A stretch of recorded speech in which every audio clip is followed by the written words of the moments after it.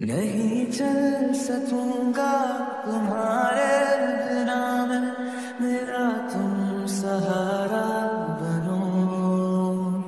एक तुम्हें जाने के अलावा और कुछ हमसे होगा नहीं। बोल दो ना जरा दिल में जो है छिपा। লিসা বেগম মমতাময়ী আহ্লাদি গলায় বলে, কত কইরা কইলাম টিভিটারে একটু দেখাও, কেমন ঘেটর ঘেটর শব্দ করে, পোলাডার কথা শুনতে অসুবিধা হইতাছে তো। বুকাম সাহেব তৃতীয় দফায় আদেশে সুরে বলল, লিসা কথা কইও না, শুনতে দাও। অন্য সময় হলে লিসা বেগম থমথমে কণ্ঠে প্রতিবাদ করে উঠতেন স্বামীর বিরুদ্ধে, কেন তাকে কথা বলতে নিষেধাজ্ঞা দেবেন।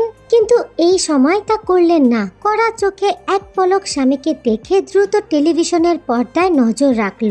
শেখ বাড়ির বসার ঘরে চলছে সাদা কালো টেলিভিশন। টেলিভিশনে দেখানো উপস্থিকা সুশ্রী মুখের অধিকারিণী, সম্ভবত বিবাহিত, বয়সটাও কম, আনুমানিক 26 হতে পারে। মুখের গঠনও চমৎকার, টানা টানা চোখ, পেলব ঠোঁট, পরনে সবুজ শাড়ি দারুণ মানিয়েছে। ভদ্র গলায় হেসে বলে যাচ্ছে কথা অবিরাম। আমাদের কানে কিন্তু ইতিমধ্যেই খবর এসেছে, বনলতার চরিত্রটি আপনি নিজে তৈরি করেছেন। উপন্যাসের লেখক ওই বিবৃতিগুলো ব্যবহার করেননি, আর সেই চরিত্রটাই সবার পছন্দের। মার্কেটে বেরিয়েছে বনলতা পরিহিত সবুজ শাড়ি। বনলতা যে ঘড়িটা পরতো সেটাও মার্কেটে নেমেছে, তার নিজের হাতে বানানো চপ্পল জোড়াও। এবড়ো খেবড়ো তবে পরিষ্কার ধৌত করা সুতোর বানানো ব্যাগটিও কিন্তু স্টুডেন্টদের ব্যবহার করতে দেখা যাচ্ছে। সবার মুখে মুখে বনলতার প্রশংসার ছড়াছড়ি। আমরা কি কোনোভাবে একটু জানতে পারি এই চরিত্রটি সৃষ্টি কিভাবে হলো? বনলতা কি কোনো বাস্তব নারী চরিত্র থেকে ইন্সপায়ার হয়েছে? কোনোভাবে কি তার কোনো অস্তিত্ব আছে? বীর পুরুষালী ডান হাতের অনামিকা আঙুলে একটি খয়েরি রঙের স্টোনের আংটি। সেটি তার মৃত দাদাজানের মৃত্যুর আগে হস্তান্তর করে গিয়েছে। ভি তখন থেকে পরে আছে। এমনিতে ভি আংটি, নেকলেস, অন্যান্য কোনো কিছু পছন্দ করে না। সরঞ্জামের মধ্যে যদি কিছু পরে থাকে তা হলো ঘড়ি, উন্নত মানের চামড়ার ঘড়ি। ঘড়ি পরিহিত বাম হাতের অনামিকা আঙুলের আংটিটা সে ডান হাতের আঙুল দ্বারা ঘোরাচ্ছে। এই কাজটি সে গভীরভাবে ভাবনায় বসলে করে থাকে। বদঅভ্যাস বলা যেতেই পারে। নীরবতা ছেয়ে গেল ক্ষণিকের জন্য। ভি স্বাভাবিকভাবে খুব সংক্ষিপ্ত সুরে জবাব দিল, সে আমার কাছের একজন। জবাবটি অত্যন্তই অপ্রত্যাশিত, সেই সাথে এই সংক্ষিপ্ত জবাবটি পরিষ্কার একটি অর্থ বহন করে। এই প্রশ্নের বিপরীতে ভি যে আর কোনো উত্তর দিতে চাচ্ছে না সেটা বুদ্ধিমতী উপস্থিকা বুঝে নিল খুব সহজেই। সুন্দরভাবে হেসে উপস্থিকা পরবর্তী প্রশ্নে চলে গেল। আপনার বয়স কম, সাথে চলচ্চিত্র জগতে পা ফেলার যাত্রাটাও। এরই মধ্যে পরিচালক হিসেবে এতটা সফলতা পাবেন কল্পনা করেছেন কখনো? ভি উপস্থাপিকা মেয়েটির চোখের দিকে চায় না, ক্যামেরার দিকে তাকিয়ে বিনয়ের সহিত জবাব দিল, কল্পনা করিনি, তবে আকাঙ্ক্ষিত ছিল। উপস্থাপিকা হেসে আর চোখে ভীর মুখপানে একটু তাকায়। হাতের কাঠটি পরিবর্তন করে পরবর্তী প্রশ্ন করে আগ্রহী কণ্ঠে, আমরা দেখেছি নীলাঞ্জনা বিরহের গল্প ছিল আপনার পরিচালিত। এর আগের ছায়াছবিও সেদিন চন্দ্রিমা, ওটাও বিরহের গল্পই ছিল। এরপর বনলতা, সেটাও একই রকম বিরহেরই গল্প। দর্শক বিন্দুদের মধ্যে আগ্রহ জন্মেছে জানার পরিচালক কিম ভি নির্মিত ছায়াছবিগুলো বিরহের কেন হয়ে থাকে। এর পেছনে কি নির্দিষ্ট কোনো কারণ আছে, জীবনের সঙ্গে রিলেটেড কিছু? ভি এই প্রশ্নের বিপরীতে কিছুক্ষণ চুপ রইল, ক্যামেরা তার মুখ বরাবর। চিন্তিত, থমকানো, ভাবুক মুখখানা সুদর্শন বটে। সেই মুখ দেখে চিন্তিত বোধ করে কুকির হৃদয়। তার শান্ত চাহনি হয় ছন্ন ছাড়া অগোছালো। কপালে এসে ভিড় করে গুটি কহেক চিন্তার ভাঁজ। টেলিভিশনে তখন লাইভ টেলিকাস্ট হচ্ছে প্রোগ্রামটি। ভি চুপ থাকায় বসার ঘরের সবাই তখন শ্বাস বন্ধ করে বসে আছে। সাদা কালো টেলিভিশনের পর্দায় দেখাচ্ছে ভীর পুরুষ চিত্র চোখ দুটো, যা এখন মেঝের দিকে নিবদ্ধ। কিছুক্ষণ পরে সে মুখ খুলল, আমার মনের মানুষের বিরহের ছবি পছন্দ। উপস্থিকা আশ্চর্য হলো, তবে ক্ষণিকের জন্য। পরবর্তী প্রশ্ন করলো সে। দর্শকদের মধ্যে কিন্তু আরেকটি প্রশ্ন উৎপত্তি হয়েছে, কিম ভি সবসময় পাঞ্জাবি কেন পরে? তাকে শার্ট প্যান্ট পরতে দেখা যায় না কেন? এই প্রশ্নের ক্ষেত্রে কিম ভির প্রস্তুতি ছিল স্পষ্ট। সে স্পষ্টভাবে বলে, আমার মনের মানুষ সব সময় শাড়ি পরে বলে। পরপর 3টা ইঙ্গিত 3টাই জানান দিত বর্তমান চলচ্চিত্র ইন্ডাস্ট্রির সুনামধন্য আলোচিত পরিচালক কিম তাইয়ং ভির ভালোবাসার মানুষ আছে এবং ভালোবাসার মানুষের জন্য তিনি ছবি বানায় বিরহের এবং সব সময় পাঞ্জাবি পরিধারণ করে। রীতিমতো হইচই পড়ে গেল কিম বাড়ির বসার ঘরে। চমকে উঠল কুকি নিজেও। অনুভব করলো তার মামি লিসা বেগমের কড়া দৃষ্টি। আতঙ্কে কেঁপে উঠল বুকের ভেতরটা। চোখ বন্ধ করে খামচে ধরল পরিহিত শাড়ির আঁচল। সবুজ শাড়ির আঁচলের এক অংশ মুঠুর মধ্যে কুঁচকে যায়। এতক্ষণ যাবৎ সোফাতে হাস্যোজ্জ্বল গম্ভীর মুখে বসে থাকা লিসা বেগম এই মুহূর্তে উত্তেজিত হয়ে পড়লেন। আশ্চর্য গলায় স্বামীকে উদ্দেশ্য করে প্রশ্ন করলেন, কিসের মনের মানুষ? কার কথা কয় এই পোলা? ওই বিয়ের বাপ পোলায় কি কয় এগুলা? কিসের মনের মানুষ? কার কথা কয়? বুকাম সাহেব পানির জলের মতো শান্ত। অবশ্য তাকে অশান্ত খুব একটা দেখা যায় না। শান্তপ্রিয় মানুষটি শুধুমাত্র বাবার মৃত্যুতেই অশান্ত হয়েছিল। সময়ের স্রোতের সাথে হৃদয় মেনে নিয়েছে মানুষের মৃত্যু অনিবার্য। কিন্তু লিসা বেগম মোটেও চুপ থাকার মহিলা নন। তিনি তখনই মুঠোফোন খুঁজতে শুরু করলো। ছেলেকে এখন এই মুহূর্তেই সে কল করবে। তবে বিরক্ত হলো বুকাম সাহেব। সে কিছুটা বিরক্ত নিয়েই বলল, লাইভ হইতাছে দেখো না, তার মানে তোমার কল ধরতে পারবো না এখন। তুমি চুপ করে বসো, ইন্টারভিউটা দেখতে দাও। তাদের বসার ঘরে তখন স্থায়ী চেয়ারম্যান সাহেব উপস্থিত রয়েছে। ভদ্রলোকের মেহেদি রাঙা গোফ দাড়ি বুকে এসে ঝুলছে। বিরক্তি কিংবা স্বাচ্ছন্দ্য বোধ দুটোতেই তিনি আমোদে দাড়ি হাতায় ভালোবেসে। এখন তিনি দাড়ি হাতিয়ে চলছে ক্ষণে ক্ষণে। অবশ্য আপাতত তিনি বিরক্ত নিয়েই দাড়ি হাতিয়ে চলছেন। চেয়ারম্যান মনে মনে বিড়বিড় করল, সেমরাটা তলে তলে ঠিক বাস চালাইতাছি। কারি কারি টিহা পয়সা কামাইয়া পোলাটা কি এখনো ভালো আছে? বেকুপের দল কোথাকার। আমার নাতনি লাখে একটা, হারাইলে তো কান্না ছাড়া উপায় নাই। কিম তাইয়ং এর এক্সক্লুসিভ ইন্টারভিউটি দেখতে গ্রামের অধিকাংশ মানুষ ভিড় জমিয়েছে তাদের বাড়িতে। বসার ঘরে কোথাও দাঁড়ানোর জায়গাটি মাত্র নেই। কুকি ততক্ষণে নিজেকে আড়াল করে ফেলেছে পর্দার পেছনে। টেলিভিশনের উপস্থিকা প্রশ্ন করে যাচ্ছে তখনও। সাবলীলায় উত্তর দিচ্ছে ভি। তবে তার শোনা বা দেখার শক্তিটুকু অবশিষ্ট রইল না কুকির মধ্যে। সে দ্রুত পায়ে হাঁটা ধরল তার জন্য বরাদ্দ করা ঘরটির দিকে। পেছনে শাড়ির আঁচল তার যাওয়ার তালে মাটি স্পর্শ করছে। ঘরে ঢুকে কাঠের দরজাটি চট জলদি বন্ধ করতে চাইলেও পারল না। নেন্সি কোথা থেকে উড়ে এসে জুড়ে বসার মতো বাধা সাধল।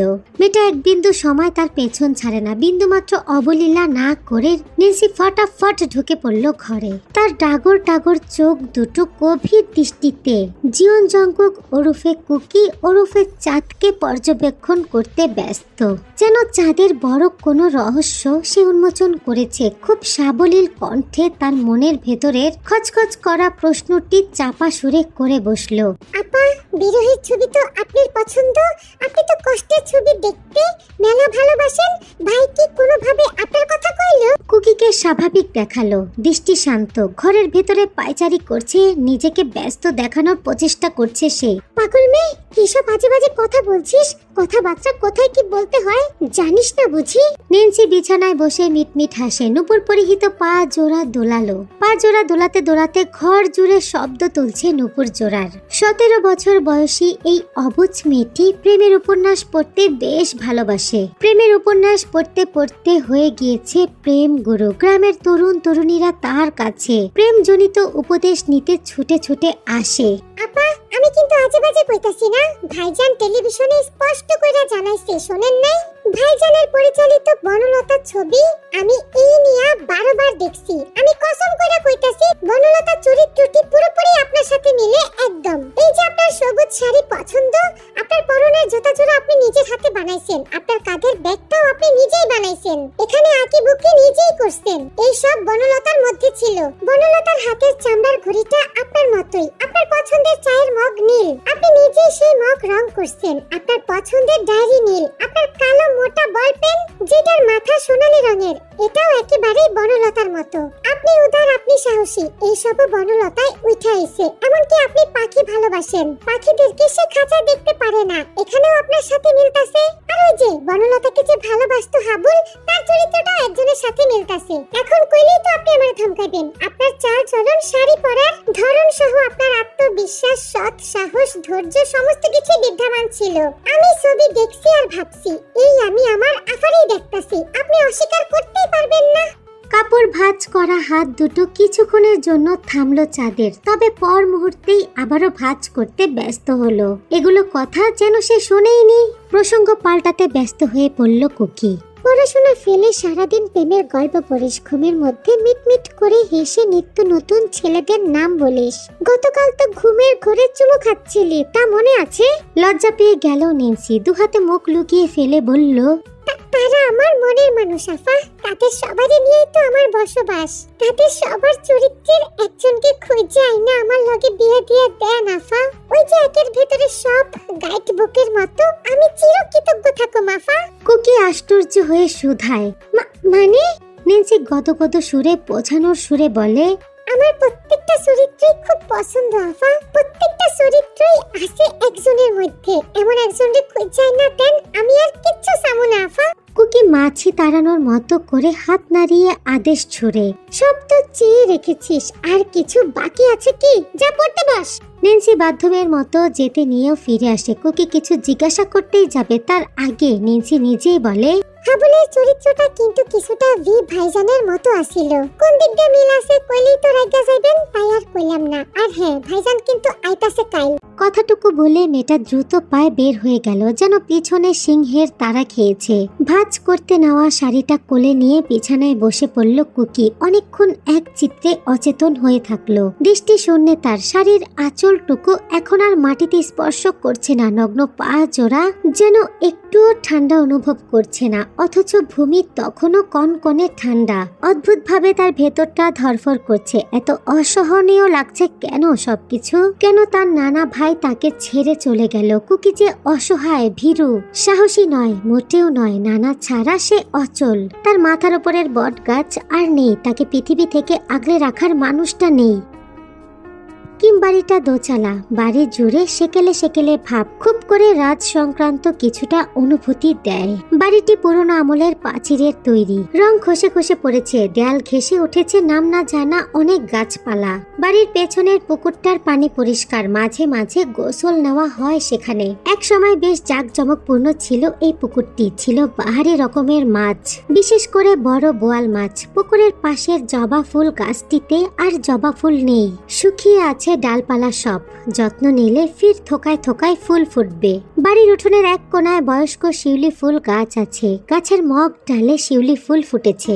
মেঝেতে অগণিত শিউলি ফুল ছড়িয়ে ছিটিয়ে পড়ে আছে, মনে হচ্ছে এটি যেন শিউলি ফুলের রাজ্য।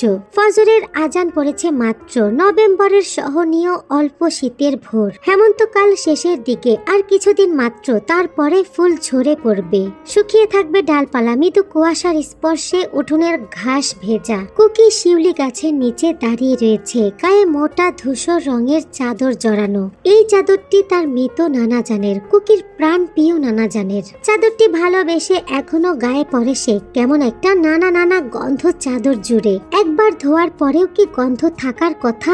কথা না তো, তারপরও কুকি গন্ধটি পায়। মনে হয় এই তো কাই সাহেব তার কাছেই, পাশেই, আঙিনার আম গাছের নিচে বসেই তো তাকে ডাকতো নানা। ওই রে নানু ভাই, শুনে যাও, দেখো এই বুড়োর একটা কথা, জরুরি তরফ করছি কিন্তু। কুকি তখন ঘর থেকে ব্যস্ত গলায় বলতো, ওহ, ডাকাডাকি করো না, আমি মেলা ব্যস্ত। কাই সাহেব তো হেরে যাওয়ার পাত্র নন, কখনোই ছিল না। দুঃখী হওয়ার অভিনয় করত। সেই অভিনয়ের কাছে কুকি ছিল অত্যন্ত দুর্বল। যে মানুষটা তাকে দু হাতে আগলে নিয়ে বড় করেছেন, তার প্রতি কুকির প্রীতি ছিল অপ্রকাশিত। ওই মানুষটার কথা ভাবলেই তো কুকি দুর্বল হয়ে পড়ে, ভেঙে গুড়িয়ে যায়। কাই সাহেব নাতনির দুর্বলতা বুঝতে পারত, তাই তো বুকে হাত চেপে ধরে ক্ষণে ক্ষণে কেসে উঠত। কুকি ব্যস্ত হয়ে অমনিতে ছুটে আসতো নানা ভাইয়ের কাছে। এসে দেখতে পেত কাই সাহেব মিটমিট করে হাসছে। বৃদ্ধ নতুন কবিতা লিখেছে। কবিতাটি পুরোটাই অপ্রেমীয় ধাঁচের। কিশোরী কুকির অমন ভারী অর্থময় কবিতা তখন ঠিক ভালো লাগতো না, বুঝতে পারতো না কবিতার মানে। তা কিভাবে সে নানা ভাইকে বলবে? নানা ভাই কষ্ট পাবে নিশ্চয়ই। অজ্ঞাত কুকি পাশে বসে মন দিয়ে শুনতো, হাসি খুশি মুখে প্রশংসার বুলি আওড়াতো। আম গাছটা দেখলেই তো নানা জানের কথা বড্ড মনে পড়ে। 2 বছরে কি আর এত বছরের স্মৃতি ভোলা সম্ভব না তো। কাছের মানুষ দূরে গেলেও সারা জীবন মনে রাখা যায়, স্মৃতি হয়ে থেকে যায় অনন্তকাল। নানাজান তার মনে বেঁচে থাকবে মৃত্যুর আগ পর্যন্ত। কুকির ভাবনার ভুবনে ছেদ পড়ল প্লেনের শব্দে। শুভ্র মেঘের পরিষ্কার নীল সাদাটে আকাশের খুব নিচ দিয়ে হেলিকপ্টারটি নাক উঁচিয়ে 120 হাতে 30 ডিগ্রি ঘুরিয়ে উড়ে যাচ্ছে। সচক্ষে এমন দৃশ্য অ্যাকশন ফিল্মের থ্রিলিং অনুভূতি স্মরণ করায়। সঙ্গে হলো চোখ জোড়া ছানা বড়া। এই যে গাছের নিচে শিউলি ফুলগুলো ঝরে পড়ে আছে, খুব চটপটে হাতে দ্রুত ঝুড়িতে এগুলো তুলে না নিলে সবার পায়ের তলায় পিষে যাবে। বাড়ির লোকজন ঘুম থেকে উঠে পড়লে এগুলো তোলা তো সম্ভব হবে না। কুকি 2 পা ভাঁজ করে বসে, দ্রুত হাত চালিয়ে তুলতে লাগে ফুলগুলো। এক ঝাঁক বাচ্চা পাখির কিচির মিচির শোনা যাচ্ছে, ঠান্ডা বাতাস বইছে, শিউলি ফুলের ঘ্রাণ নাকে ভাসছে। সব মিলিয়ে কুকির মনটা ভালো হয়ে গেল। সে গুনগুন করে গান ধরল। ঠিক সেই সময় খসখসে পাতা মারিয়ে হাঁটার শব্দ শোনা গেল। না ফিরেই কুকি জানে কে এসেছে। নেন্সি ঘুম ঘুম চোখে দাঁড়িয়ে আছে। কিঞ্চিত অভিমানী সুরে মেয়েটা বলল, আপা এত সকালে উঠছেন কেন? কেমন ঠান্ডা দেখছেন? ভাইজান জানলে রাগ করব। কুকির চকচক করা চোখ দুটো ঘোলা হয়ে আসে মুহূর্তেই। কি যেন আনমনে ভাবলো কুকি, আবার চুপসে গেল আপন মনেই। সেই মুখপানে চেয়ে বৃদ্ধাদের মতো দীর্ঘশ্বাস ফেললো নেন্সি। কুকি ফের ফুল তুলতে নিয়ে স্বাভাবিক কণ্ঠে নেন্সিকে বলল, তুই উঠে এলি যে? অনেক সময় আছে, যা ঘুমো গিয়ে। আর ঘুম? আমি তুলতাছি, ওঠেন আপনি আপা। ভাইজান আমারে আচ্ছা মতো বকবেন। আপনি আমারে খালি বকাঝকা খাওয়াইতেই ভালোবাসেন। কুকি বিরক্ত হলো। তার সুন্দর শান্ত স্থির ভুরু জোড়ার মাঝখানে ভাঁজ পড়ল। কেন বকবে? তোর ভাইজান বড় নাকি আমি? পাত্তা দিল না নেন্সি। কুকির হাত থেকে ঝুড়িটা নিয়ে ফুলগুলো কুড়াতে শুরু করলো। খুব দ্রুততার সাথে কাজটি করে যাচ্ছে সে। কুকি উদাসীন হয়ে এক পলক তাকালো লোহার দরজাটির দিকে। লোহার দরজার এক একটা লোহায় জড়িয়ে আছে সবুজ লতা পাতা। গাছের শুকনো পাতা ছড়িয়ে ছিটিয়ে আছে দোরগোড়ার ভূমিতে। অন্যমনস্ক কুকির মস্তিষ্কে একটা দৃশ্য আচমকাই উদয় হলো। একটা কালো গাড়ি হাই স্পিডে ঢুকলো লোহার খোলা দরজার মধ্যখান দিয়ে। এসে থামলো ঠিক বাড়ির সামনেই। বেরোলো এক জোড়া লম্বা পা জোড়ার মালিক অত্যন্ত সুপরিচিত কুকির কাছে। ফর্সা গায়ের রং, আত্মবিশ্বাসী গম্ভীর সুদর্শন মুখখানা, ওই বুদ্ধিদীপ্ত চোখ জোড়া ধীর কঠিন এবং অহংকারপূর্ণ। ওই চোখের চাহনির গভীরতা আটলান্টিক মহাসাগরের মতো। ঠাঁই নেই যার গভীরতার কোনো অন্তিম নেই। ওই সমুদ্রের মতো গভীর মণিচোরায় যখন কুকির মণিচোরা মিশে, সে হতবিভোর হয়ে যায়। কি করবে কিছুই বুঝে উঠতে পারে না। একজোড়া চোখের দৃষ্টি এতটা গভীর কিভাবে হতে পারে? কেন মনে হয় ওই চোখ জোড়া তাকে ছুঁয়ে দিচ্ছে? কুকি ঝটপট ওই মুহূর্তে দ্রুত চোখ মেলে চাইল। তার হৃৎপিণ্ড দাপিয়ে চলছে ক্রমান্বয়ে। এক অদ্ভুত রোগ ধরেছে তাকে। কেন তার চোখ দুটো বারবার কুকির চোখে ভাসে? কেন সে না চাইতেও তাকে নিয়ে ভাবতে বসে দিনরাত? তার চাল চলন, হাঁটার ধরন, কথা বলার ভঙ্গিমা, ক্রোধযুক্ত মুখ, গম্ভীর কণ্ঠের এক একটি ধমকের সুর, সবই কেন তাকে এত আকৃষ্ট করে? কেন তাকে দেখলেই কুকির হৃৎপিণ্ড দিগ্ভ্রান্ত হয়ে পড়ে? কেন সে একটিবার তাকালেই তার পৃথিবীটা দুলে ওঠে? কেন কেন কেন? কুকি নিজেও এত কেনর জবাব জানে না। অন্যভাবে বলা যায় জানতে চায় না। অস্থির হৃদয়টা ভার অনুভব করে সে শুধু এতটুকু অনুভব করতে পারছে যে এই কেনর জবাব জানতে গেলে ডুবে যাবে মহাসমুদ্রের অতলে, হারিয়ে যাবে চিরতরে। কুকির ঘরটা দোতলার এক কোনায়, পাশেই বারান্দা, কাঠের জানালা বেশ বড়সড়। কাই সাহেব ঘরটা পিও নাতনির পছন্দেই বানিয়েছিল। সূর্য উঠছে, কুকি বসে আছে জানালার পাশেই। সোনালি রোদ এসে ছুটছে তার পুরাতন কাঠের জানালা। তার নির্ঘুম রক্তবর্ণ চোখ জোড়া মিষ্টি রোদের স্পর্শে মিনিয়ে আসছে। জানালায় কেনুই রেখে, হাতের তালুতে গাল রেখে উদাস দৃষ্টিতে বাহিরে তাকিয়ে আছে সে। অদূরেই আম গাছের মগ ডালে এক জোড়া কবুতর বসে আছে। কালো সাদা মিশ্রিত কবুতরটি ঘুরঘুর করছে সাফেদ রঙের কবুতরটির চারপাশে। অভিমান ভাঙাচ্ছে কি দৃশ্যটুকু কুকি একচিত্তে দেখল। মনে এক অপ্রকাশিত সুপ্ত বাসনা কেমন আঁকড়ে ধরল। তার পেছনে যে কখন নেন্সি এসে দাঁড়িয়েছে সে সেটি অনুভবই করতে পারেনি। কুকি মিষ্টি এই দৃশ্যের মোহে হৃদয়ের সুপ্ত বাসনার তাগিদে গুনগুন করে গান ধরল। রাত চাঁদের আলো ঝরে বন্ধু তোমার ঘরে, হায় আলো যে জ্বলে না আমি একলা আন্ধারে, বন্ধু বিরতি দে না আমি খুঁজি তোমারে, তুমি কোথায় আছো কোথায় দেখা যাওয়া আমারে।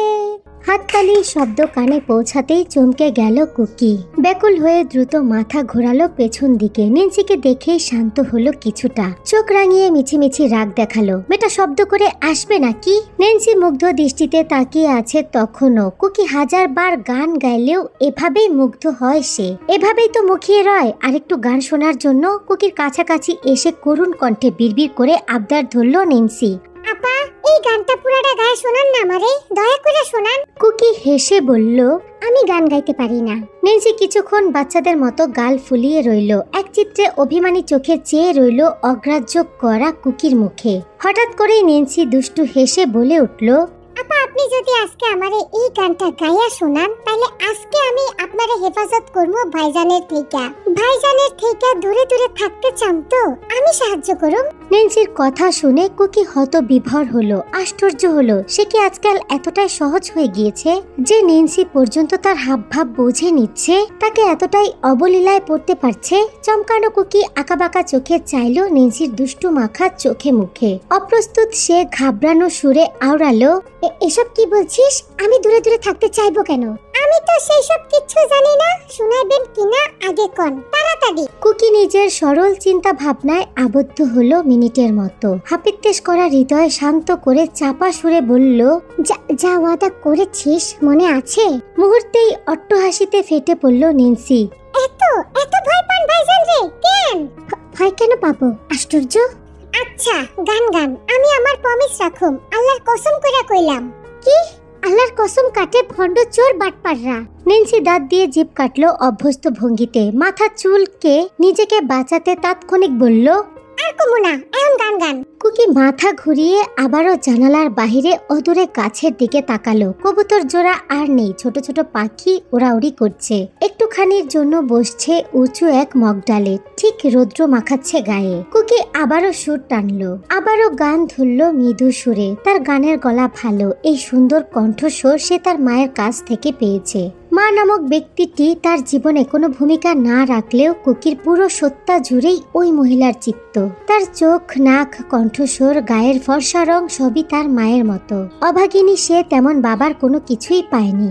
ধীরে চলো নদী, সঙ্গে নিয়ে চলো বন্ধু আমার একা নিরাশায়, ঝড়ো হাওয়া মনেরই দুঃখ হয়ে ঝড়ো দু চোখের অশ্রু ধারায়।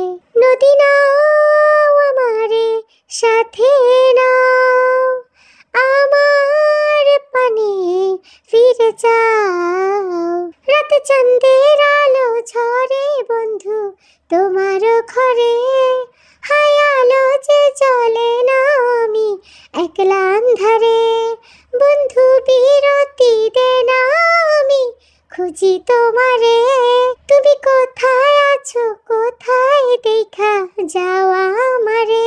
কুকি যখন গান গেয়ে শেষ করলো, অনুভব করলো অদ্ভুত এক নীরবতা। প্রত্যাশা মোতাবেক নেই নেন্সির করতালির শব্দ, নেই নেন্সির কোনো হই হুল্লোড়। এক অজানা আশঙ্কায় ঘাবড়ে গেল কুকির হৃৎপিণ্ড। এক চেনা পরিচিত আশঙ্কায় তীব্রতায় পেছনে ফিরে তাকাতে পারল না কুকি। তার হৃদয়টা আতঙ্কিত বোধ করলো। ঠিক সে সময় এক অত্যন্ত সুপরিচিত ভারী কণ্ঠ কানে এসে বাজলো। গানের অর্থ বুঝে গাইছেন নাকি এমনিতেই? বড় করে ঢোক গিলল কুকি। মুহূর্তেই নিজেকে স্বাভাবিক করে দাঁড়ালো, ফিরে তাকালো হাসি মুখে। তার জোরপূর্বক হাসিটুকু স্বাভাবিক দেখাচ্ছে। ভি আরাম করে দরজায় কাঁধ ছুঁয়ে হেলান দিয়ে দাঁড়িয়ে আছে। গায়ের পাঞ্জাবিটা গতকাল টেলিভিশনে দেখেছিল সেটি, চুলগুলো এলোমেলো অবস্থা, পা জোড়া আরামদায়ক ভাবে ভাঁজ করা, হাত জোড়া বিস্তৃত বুকে ভাঁজ করে রাখা, গভীর দীর্ঘ চোখ জোড়ার দৃষ্টিতে কুকির বসবাস। এক চিত্তে কুকির মুখের দিকে চেয়ে আছে ভি। কুকি মুখ খুলে কিছু বলতে নিলেই অদ্ভুত ভঙ্গিতে ভি বলে উঠে, এমন জোরপূর্বক হাসার প্রয়োজন দেখছি না। কুকির জোরপূর্বক হাসা বিলীন হয়ে আসে তাৎক্ষণিক। ঘর জুড়ে ঘুরছে তার দৃষ্টি, নেন্সির অস্তিত্ব খুঁজছে। কোথায় মেয়েটা? ভি যেন তার মনের কথা শুনতে পারে, তাকে পুরোপুরি পড়তে পারে। ঘরের ভেতরে ঢুকতে ঢুকতে জবাব দিল, ওকে নিচে পাঠিয়েছি। কুকি মাথা দোলায়। অপ্রস্তুত সে এই ঘর ছেড়ে বের হতে উতলা হয়, তবুও ভদ্রতা রক্ষায় কথা বলতে চাচ্ছিল। কখন এসেছিস? এটুকু বলেই বাক্যের মাঝখানে থেমে গেল কুকি। চোখের সামনে ভাসলো সেবারের ভিয়ের থমথমে রাগান্বিত মুখ। কানে বাজলো ভির অ্যাংরিটনে বলা হুঁশিয়ারি একটা শব্দ। অজ্ঞাতই কুকি শুধরে নিল নিজের বলার ভঙ্গিমা। কখন আসলে? শুটিং শেষ? ভি কোনো প্রকার জবাবই দিল না। লম্বাটে শরীরে শুধুমাত্র নীরবে দাঁড়িয়ে থাকলো কুকির সামনে। চেয়ে রইল কুকির ফুলের মতো মসৃণ মুখপানে। কুকিকে সেই দৃষ্টির সামনে স্বাভাবিক দেখালেও সে স্বাভাবিক নেই। কেমন হাসপাস করে উঠছে ভেতরের সমস্ত কিছু। ভি নিরুত্তরে সে পা বাড়ালো দরজার দিকে। দরজার কাছাকাছি পৌঁছাতেই ভিয়ের গলার স্বর কানে পৌঁছালো, আমার কথা আছে আপনার সাথে, এখানে বসুন। কুকি চোখ দুটো বুজে ফেলে। আর্তনাদ করে উঠে তার অন্তরাত্মা। তখনই নিচ থেকে ডেকে ওঠে লিসা বেগম। লিসার বাজ খাই গলার ডাকে প্রাণ ফিরে পায় কুকি। দ্রুত দুয়ার পেরিয়ে বের হয়ে আসে। ঠিক কাঠের সিঁড়িপথের মাথায় দাঁড়িয়ে আছে নেন্সি। বেচারির মুখমণ্ডল শুকনো। কুকিকে দেখেই ঠোঁট ফুলিয়ে কিছু একটা বলল নেন্সি, তবে কুকি শোনার আগ্রহ পোষণ করলো না। এগিয়ে গেল রান্নাঘরের দিকে। লিসা বেগমের পাশের ফিরিতে আলেহার মা বসে আছেন।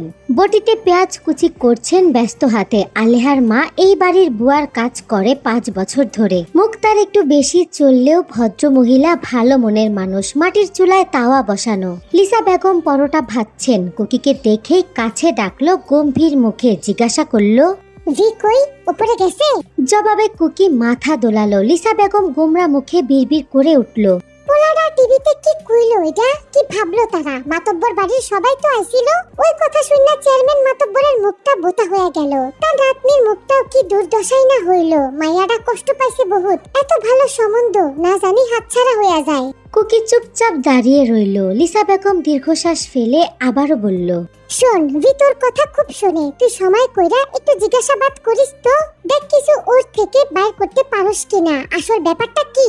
আমার তো সাহসী হইল না এইসব কথা তোলার। মুখটা কেমন করে রাখে? কিছু জিজ্ঞাসা করলেই তো রাইগা ঘর থেকে বাইর হয়ে যাইব নি। এমনিতেই বাড়ি ফিরে কত মাস পর পর। পোলাটা অবিকল ওর দাদার মতো হইছে। কথায় কথায় বাড়ি ছাড়ে। লিসা বেগম ক্ষণিকের জন্য কথা থামিয়ে দম গুছিয়ে নেয়। ফের আবার বলে, মায়ের মন এমনি নরম, বাইর হয়ে জায়গা সহ্য তো করতেই পারি না। এমনিতেই দেখি কত মাস পর পর।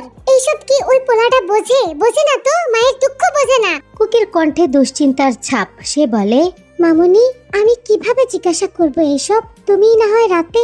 লিসা বেগম বিরক্ত হলো, বলল, কি হইব এতে? তুই ওর বড় বোন না, জিজ্ঞাসা করতেই পারোস। আর ওই তোরে সম্মান করে, শক্ত কথা শুনাইব না, কিছুই কইব না। লিসা বেগম আর কুকির কথার মধ্যে আলেহার মা চিন্তিত গলায় অন্য প্রসঙ্গের আলাপ তুলল। ওই আপা, কুকির কি বিয়া শাদী দিবেন না নাকি? আর কত? 30 বছর তো হয়েই গেছে মনে হয়। এখন যাও দুই একটা বিয়েটা পাত্র পাইতাছেন। আর কয়েক বছর গেলে তো বুইরা বেটা সারা কপালে কিছুই জুটবো না। আমার কথাটা মিলা নিয়েন। লিসা বেগম হতাশ কণ্ঠে আওড়ালো, আমার কথাই কি? আমি পরের বাড়ির মাইয়া। ভালো কথা কইলেও তো তিতা। আর ওর মামাই দিব না এইসব পাত্রের কাছে। তার ভাগ্নি নাকি লাখে এক। যোগ্য পাত্র ছাড়া বিয়ে দিব না। লাগলে সারা জীবন নিজের কাছেই নাকি রাখবো। বাইচা থাকতে ওর নানাই কি কম করছে? পুরো অঞ্চলের কোনো পোলাই নাকি তার নাতনির যোগ্য না। আর এখন শুরু করছে আমার জানাবে। আমি আর কি কমু? আজকাল কারো ভালো করতে নাই, যা ইচ্ছা করুক গা। আলেহার মা করুণ চোখে চাইলো কুকির দিকে, বলল, আপনাদের মতো মানুষ হয়? আপনারা আছেন দেখেই তো মায়াটা ভালো আছে। বাপটা মরলো অকালে, আর মাটাও আরেকটা বিয়া কইরা চইলা গেল। সন্তানের কথা কি ভাবলো না তো? আমি তো এমন কল্পনাও করতে পারি না। আমার সন্তান আগে। এই সন্তানগুলো লেগেই তো বাচ্চা আছি। কেমনে যে পারলো মহিলা। হ্যাঁ রে কুকি, কইতাছিলাম রবিনের বাপরে কি তোর ভালো লাগে? বেটা বড় কলেজের মাস্টার, বেতন ভালো, বাড়ি আছে। পোলাটার বয়স মাত্র 8 বছর। বিয়া করলে সুখী হইতি। কুকি মাথা নত করে চুপচাপ শুনলো, কোনো জবাব দিল না। আলেহার মা এক বিষয়ে বেশি সময় কথা বলে না। তিনি অন্য প্রসঙ্গে চলে গেল। লিসা বেগম ট্রেতে সকালের নাস্তা গুছিয়ে কুকির দিকে এগিয়ে দিল। আদেশ ছুড়ে বলল, ভিড়ে নিয়ে নাস্তাটা দে আর দেখ জিজ্ঞাসা কইরা কিছু জানতে পারোস কিনা, পোলাটা আমার একটু শান্তি দেয় না। কুকি আর কথাই বাড়ালো না, তর্ক করা তার ধাতে নেই। অজ্ঞাত মাথা দোলালো, হাত বাড়িয়ে ট্রেটা নিয়ে নিল। রান্নাঘর ছেড়ে বের হতেই দেখলো মস্ত আকাশটা। আকাশ ধবধবে পরিষ্কার, শুভ্র মেঘ ভাসছে, পাখি উড়ছে, প্লেন যাচ্ছে।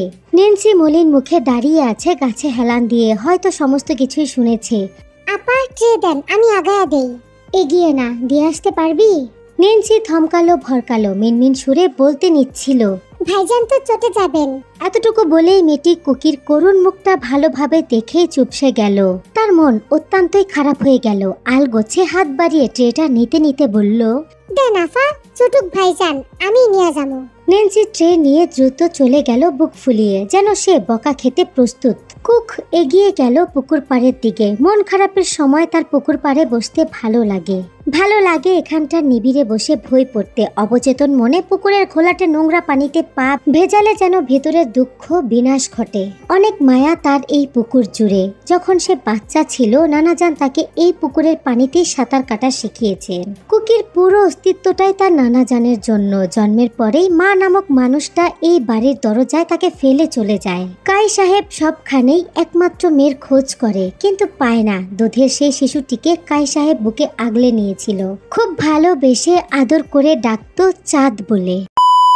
হারিকেন জ্বলছে, হারিকেনের হলদেটে আলো পুরো রুম জুড়ে। হারিকেনের হলদেটে আলোতে কুকি বই পড়ছে। মিশরের কাহিনী নিয়ে লেখা এই প্রাচীন বইটি সে আজ 14 দিন ধরে পড়ছে। আর কিছু দিনের মধ্যে শেষ করতে পারবে বলে সে আশা করেন। বই পড়া সে তার নানার কাছে শিখেছেন। তার নানা বই পড়তেন খুব। এক সময় এই অঞ্চলের জনপ্রিয় সাহিত্যিক ছিলেন তিনি। এখনো তার লেখা বই পাওয়া যায়। কুকি মাঝে মধ্যেই পড়ে। নানার লেখা সমস্ত বই সংগ্রহ করে রেখেছে। সাথে নানা ভাইয়ের রেখে যাওয়া বইগুলো যত্ন করে রেখে দিয়েছে। সেগুলোর মধ্যে একটি পড়া তার অন্যতম পছন্দের কাজ। পড়ার এক ফাঁকে নিশ্চুপ নেন্সির দিকে চাইল কুকি। উত্তেজিত মুখে এক চিত্তে উপন্যাসের বই পড়ছে মেয়েটা। কুকি খানিকটা আগ্রহী কণ্ঠে শুধালো, খুব ইন্টারেস্টিং পার্টে আছিস নাকি? নেন্সি ঠোঁট টিপে হাসলো। বইয়ের পৃষ্ঠায় দৃষ্টি রেখেই বলল, নায়কটা এত হট, মুখ দিয়া বাইর হয় ও মাই গড। কুকি হেসে ফেললো শব্দ করে। সেই হাসির শব্দে নেন্সি পৃষ্ঠা থেকে মুখ তুলে বলল, আফা এখন তো হাসতাছেন, তার মানে মন ভালো হয়েছে। এখন খাবার আনি, খান একটুখানি। কুকি আবারও বইয়ে মনোযোগ দিল। খেতে ইচ্ছা করছে না, তুই শুয়ে পড়, আর জেগে থাকিস না। ওই মুহূর্তেই দরজায় করাঘাত পড়ল। ঘড়ির কাঁটা তখন রাত 11টা। এতক্ষণে তো বাড়ির সবাই ঘুমিয়ে পড়েছে একজন ছাড়া। আর কারো তো এই দরজায় আঘাত করার কথা না। নেন্সি তাকিয়ে আছে কুকির মুখে। সে বললেই উঠে গিয়ে দরজা খুলবে, অথচ দরজার ওপাশ থেকে গভীর কণ্ঠে নেন্সির ডাক পড়ল, নেন্সি দরজা খোল। নেন্সি আর চাইল না কুকির দিকে, একটা বারের জন্যও না। দ্রুত উঠে দরজা খোলার জন্য। দরজা খুলেই দেখতে পেল ভি দাঁড়িয়ে আছে। তার ডান হাতে খাবার প্লেট, বাম হাতে হারিকেন ঝুলছে। নেন্সি বুদ্ধিমতির মতোই ভির হাত থেকে হারিকেনটা নিয়ে ঘর থেকে বের হয়ে গেল। যেন এমনটাই হওয়ার ছিল। এই করে আসছে বহুদিন ধরে। ভি খাবার প্লেট হাতে ঘরের ভেতরে ঢুকে কুকি এই যাত্রায় পরনের শাড়ি গুছিয়ে নিয়েছে। উঠে দাঁড়ালো। ভি খাবার প্লেটটি রাখলো টেবিলের ওপর। সাবলীল গলায় বলল, খাবারটা খেয়ে নিন। কুকি নড়ল না, জবাবও দিল না। নত মুখখানায় চেয়ে ভি শুধালো, আমি খাইয়ে দেব, তা চাচ্ছেন নাকি? কুক থমথমে মুখে মাথা তুলে তাকালো। দৃষ্টিতে দৃষ্টি পড়তেই কাঁপলো তার পাপড়ি যুগল। তবুও দৃষ্টি সরালো না। প্রশ্নবোধক চাহনি নিক্ষেপ করেই গেল। ভি আবারও বলল, খাবেন নাকি খাইয়ে দেব? এ যাত্রায় কুকি মুখ খুলল, বলল, মামুনি বলছিল। চাঁদ, আমি আপনাকে কি বললাম? মুহূর্তে গাটা শিউরে উঠল কুকির। থরফর করে উঠল প্রাণ পাখি। দম বন্ধ হয়ে আসলো এক অজানা আতঙ্কে। চাঁদ এই নামে কেন ডাকে? কুকির তো দম বন্ধ হয়ে আসে, চোখটা ভিজে উঠে। ভি আবারও আদেশ ছুড়ল, খেতে বসেন।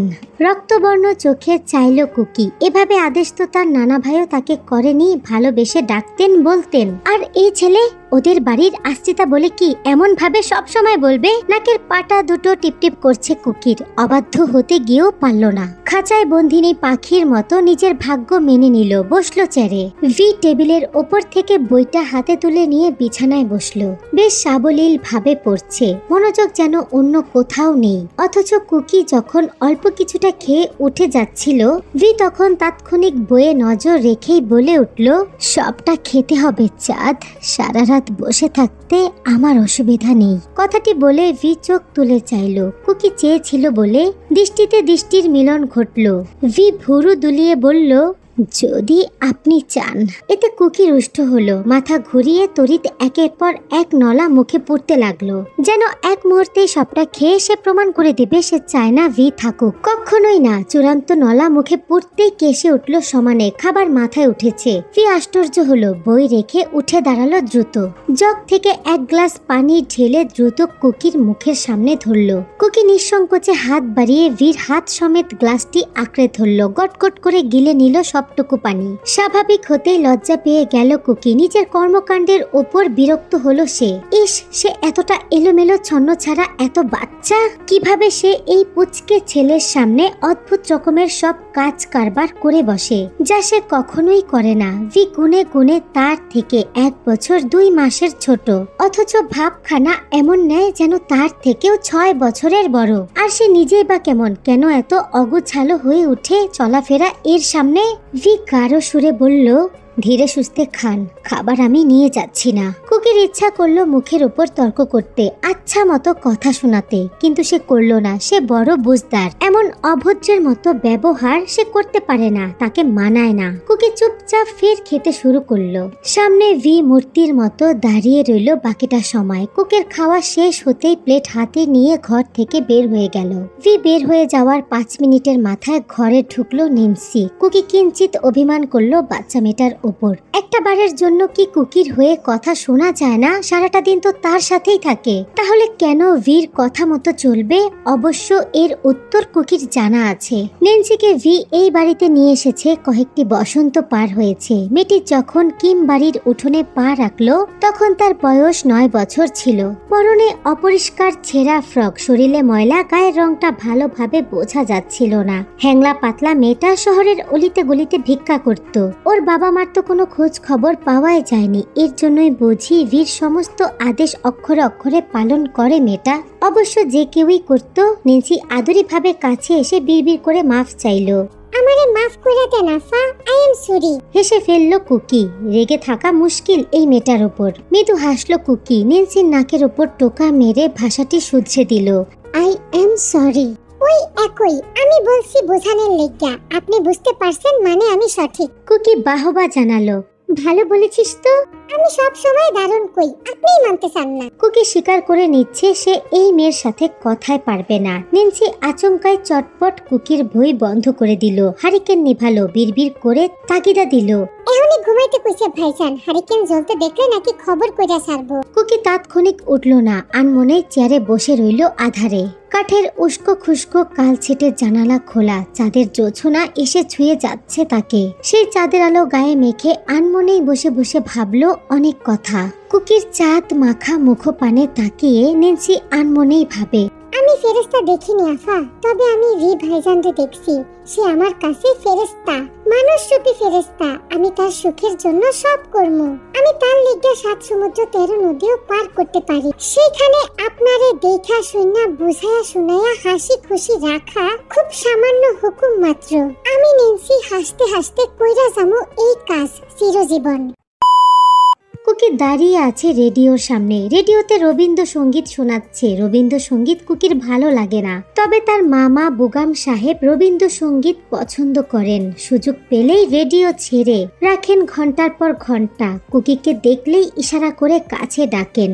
ভাবখানা এমন যেন জগৎ সংসারের অজানিত এক মূল্যবান কোনো দৃশ্য দেখাবেন, অথচ সে তো তাকে জোরপূর্বক পাশে বসিয়ে শোনাবেন অপ্রিয়কর রবীন্দ্রসঙ্গীত। নিজে শোনার চেয়েও কুকিকে শোনাতেই বেশি ভালোবাসেন তিনি। আজ ভোর সকালেই ইশারা করে ডেকেছেন, মামনি, রবীন্দ্রসঙ্গীত শোনো, মন প্রাণ মস্তিষ্ক শান্ত হবে, দেখবে খুব স্বাচ্ছন্দ্য বোধ করছো।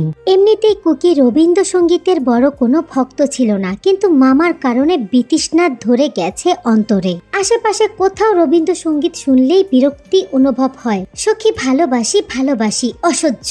খুব সম্ভবত লাস্ট ফ্রাইডেতে সংবাদপত্রে একটি ছোট গল্প পড়েছিল কুকি। গল্পের নাম তোমাতেই বিলীন।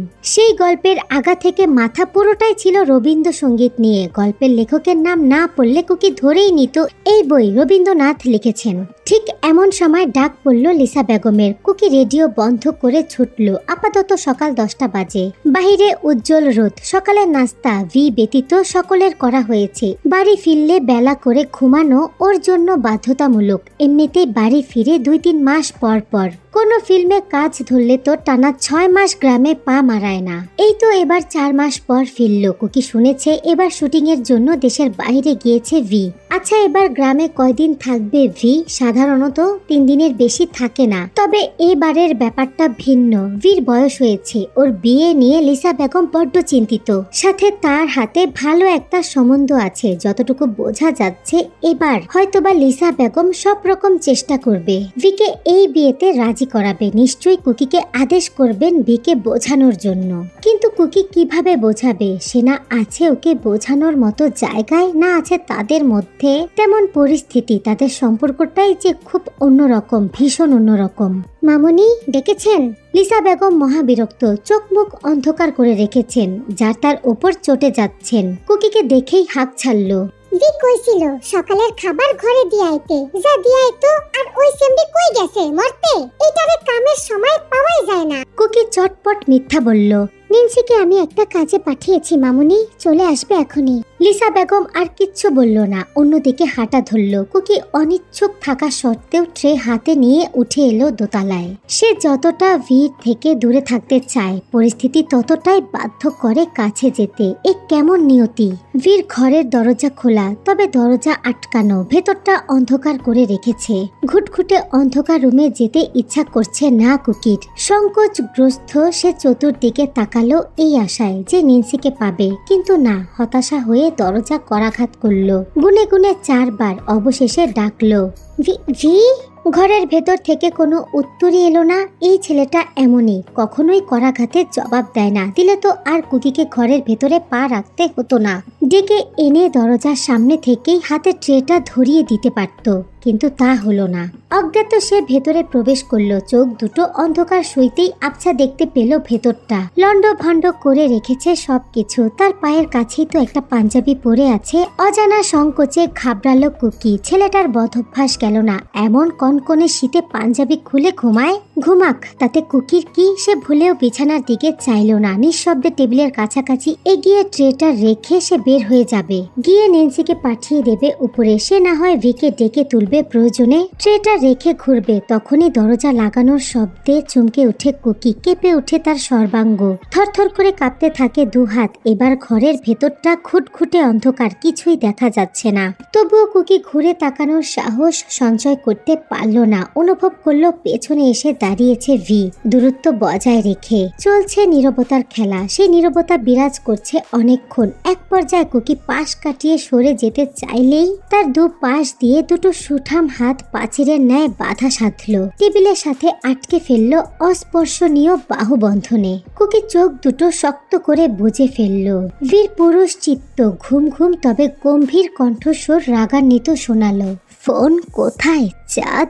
কুকির মৃদু সুরের জবাব এলো সময় নিয়ে, ঘরে। ঘরে কোথায়? কুকি থমকালো, দমে গেল। অনিশ্চয়তা নিয়ে বলল, বালিশের নিচে। ওটাকে নেন্সির হাতে পাঠাবেন, আমি আছড়ে আছড়ে ভাঙবো।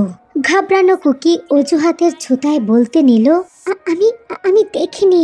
ভি বাক্যের মধ্যেই ফোড়ন কাটলো। কণ্ঠে তার দৃঢ়তা। আরেকটু কাছে গিয়ে দাঁড়ালো কুকির। ডান হাত বাড়িয়ে নিয়ে রাখলো কুকির বাঁ গালে। এলোমেলো ভাবে পড়ে থাকা চুলগুলো কানের পিছে গুজে দিল। বৃদ্ধা আঙ্গুল গালে আর 4 আঙ্গুল কানের পেছনে রেখে শক্ত করে ধরলো। বৃদ্ধা আঙ্গুল দিয়ে কুকির বাঁ গালে স্লাইড করতে করতে মাথাটা নামিয়ে নিয়ে গেল কুকির ডান পাশের কানে। কুকি থরথর করে কাঁপছে। না কিছু বলতে পারছে, না নড়তে পারছে, না নড়ার মতো মতো কোনো সুযোগ পাচ্ছে। ভি কুকির ডান কানে ঠোঁট ছোঁয়ানোর সঙ্গে সঙ্গে 2 হাতের টেবিল খামচে ধরল কুকি। কুকির হাতে কোনো বাঁধন নেই, হাত দুটো খোলা। ইচ্ছা করলেই ভিকে ধাক্কা মেরে সরিয়ে দিতে পারে, তবে অতটুকু সাহস তার নেই। ভি ডান হাতে কুকির বা গাল স্লাইড করতে করতে ডান পাশের কানে ঠোঁট ছুঁয়ে অ্যাংরি টোনে বলে, আপনার কাছে এখনো মাস খানেক সময় আছে চাঁদ। যত ইচ্ছা আমাকে পুড়িয়ে ছারখার করুন, যত ইচ্ছা নিজের মন মতো উড়ে নিন। যখন আমার সময় আসবে আমি একটুও ছাড় দেব না, মানিয়ে নেওয়ার সময়টুকুও দেব না চাঁদ। And I mean it and you know it চাঁদ। কথাটি শেষ করে ভি একটা দীর্ঘশ্বাস ফেলল। দম বন্ধ হয়ে আসা কুকি অনুভব করলো ভি সরে গেছে। কোথায় গেছে তা দেখার প্রয়োজনটাও অনুভব করলো না। আর একটা মুহূর্ত দাঁড়ালো না সে, বড় কদমে ঘর থেকে বের হয়ে আসলো। তখনও ধরফর করছে তার বুকের ভেতরটা। সে নিজেকে শান্ত করতে পারলো না অনেকটা সময় ধরে। কেন এই ছেলেটা তার জীবনটা লন্ডভন্ড করতে এত উতলা কেন? লিসা বেগমের রান্না বান্নার হাত ভালো, সব রকম রান্না বান্না তিনি করতে জানেন। মহিলা রাঁধতে ভালোবাসেন, তাই কুকির সাহায্যের হাত বাড়াতে হয় না। ইতিমধ্যে লিসা বেগম 4 রকমের তরকারি রেঁধে ফেলেছেন এক হাতেই। ভাজিটা বসিয়ে গেছেন গোসল নিতে, নদীতে গোসল করবেন। নিন্সি রান্নাঘর পরিষ্কার করছে, কুকির টেবিল গোছাচ্ছে। এক এক করে তরকারি ভাত পরিবেশন করে ফেলবে। দুপুর 1:20 ঘড়ির কাঁটা। বেগম সাহেব চেয়ারে বসে সংবাদপত্র পড়ছেন। এই সংবাদপত্র গত সপ্তাহের, এটাই তিনি 7 দিন ধরে বারবার দেখছেন। কারণও আছে, সংবাদপত্রের ফ্রন্ট পেজে কিম ভির ছবি দেওয়া হয়েছে বড় করে। সেখানে ভির নির্মিত ছায়াছবি নিয়ে বড় আর্টিকেল লেখা। তাকে youngest director of all time নামে ভূষিত করা হয়েছে। জনপ্রিয় সব তারকারা ডিরেক্টর কিম ভির ছায়াছবিতে কাজ করতে আগ্রহী বলে জানিয়েছে। এসব দেখে বাবা বেগম সাহেব গর্বিত প্রীত সম মনটা একই আর্টিকেল বারবার পড়তে চায়। ক্ষতি কি তাতে? তিনি দুর্লভ হাসে ব্যস্ত কুকিকে উদ্দেশ্য করে বলে, দেখো মামনি, দেখো কে বলবে এই ইন্টেলিজেন্ট ছেলেটা আমি পয়দা করেছি।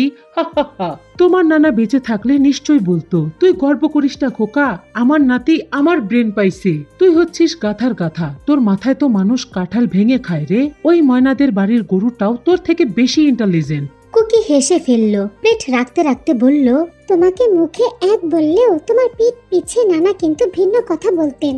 শুধু আমাকেই না, সবাইকে। একদিন তো গোপনে বলেছেন, তোর মামা মানুষটা সৎ, সরল, শান্ত।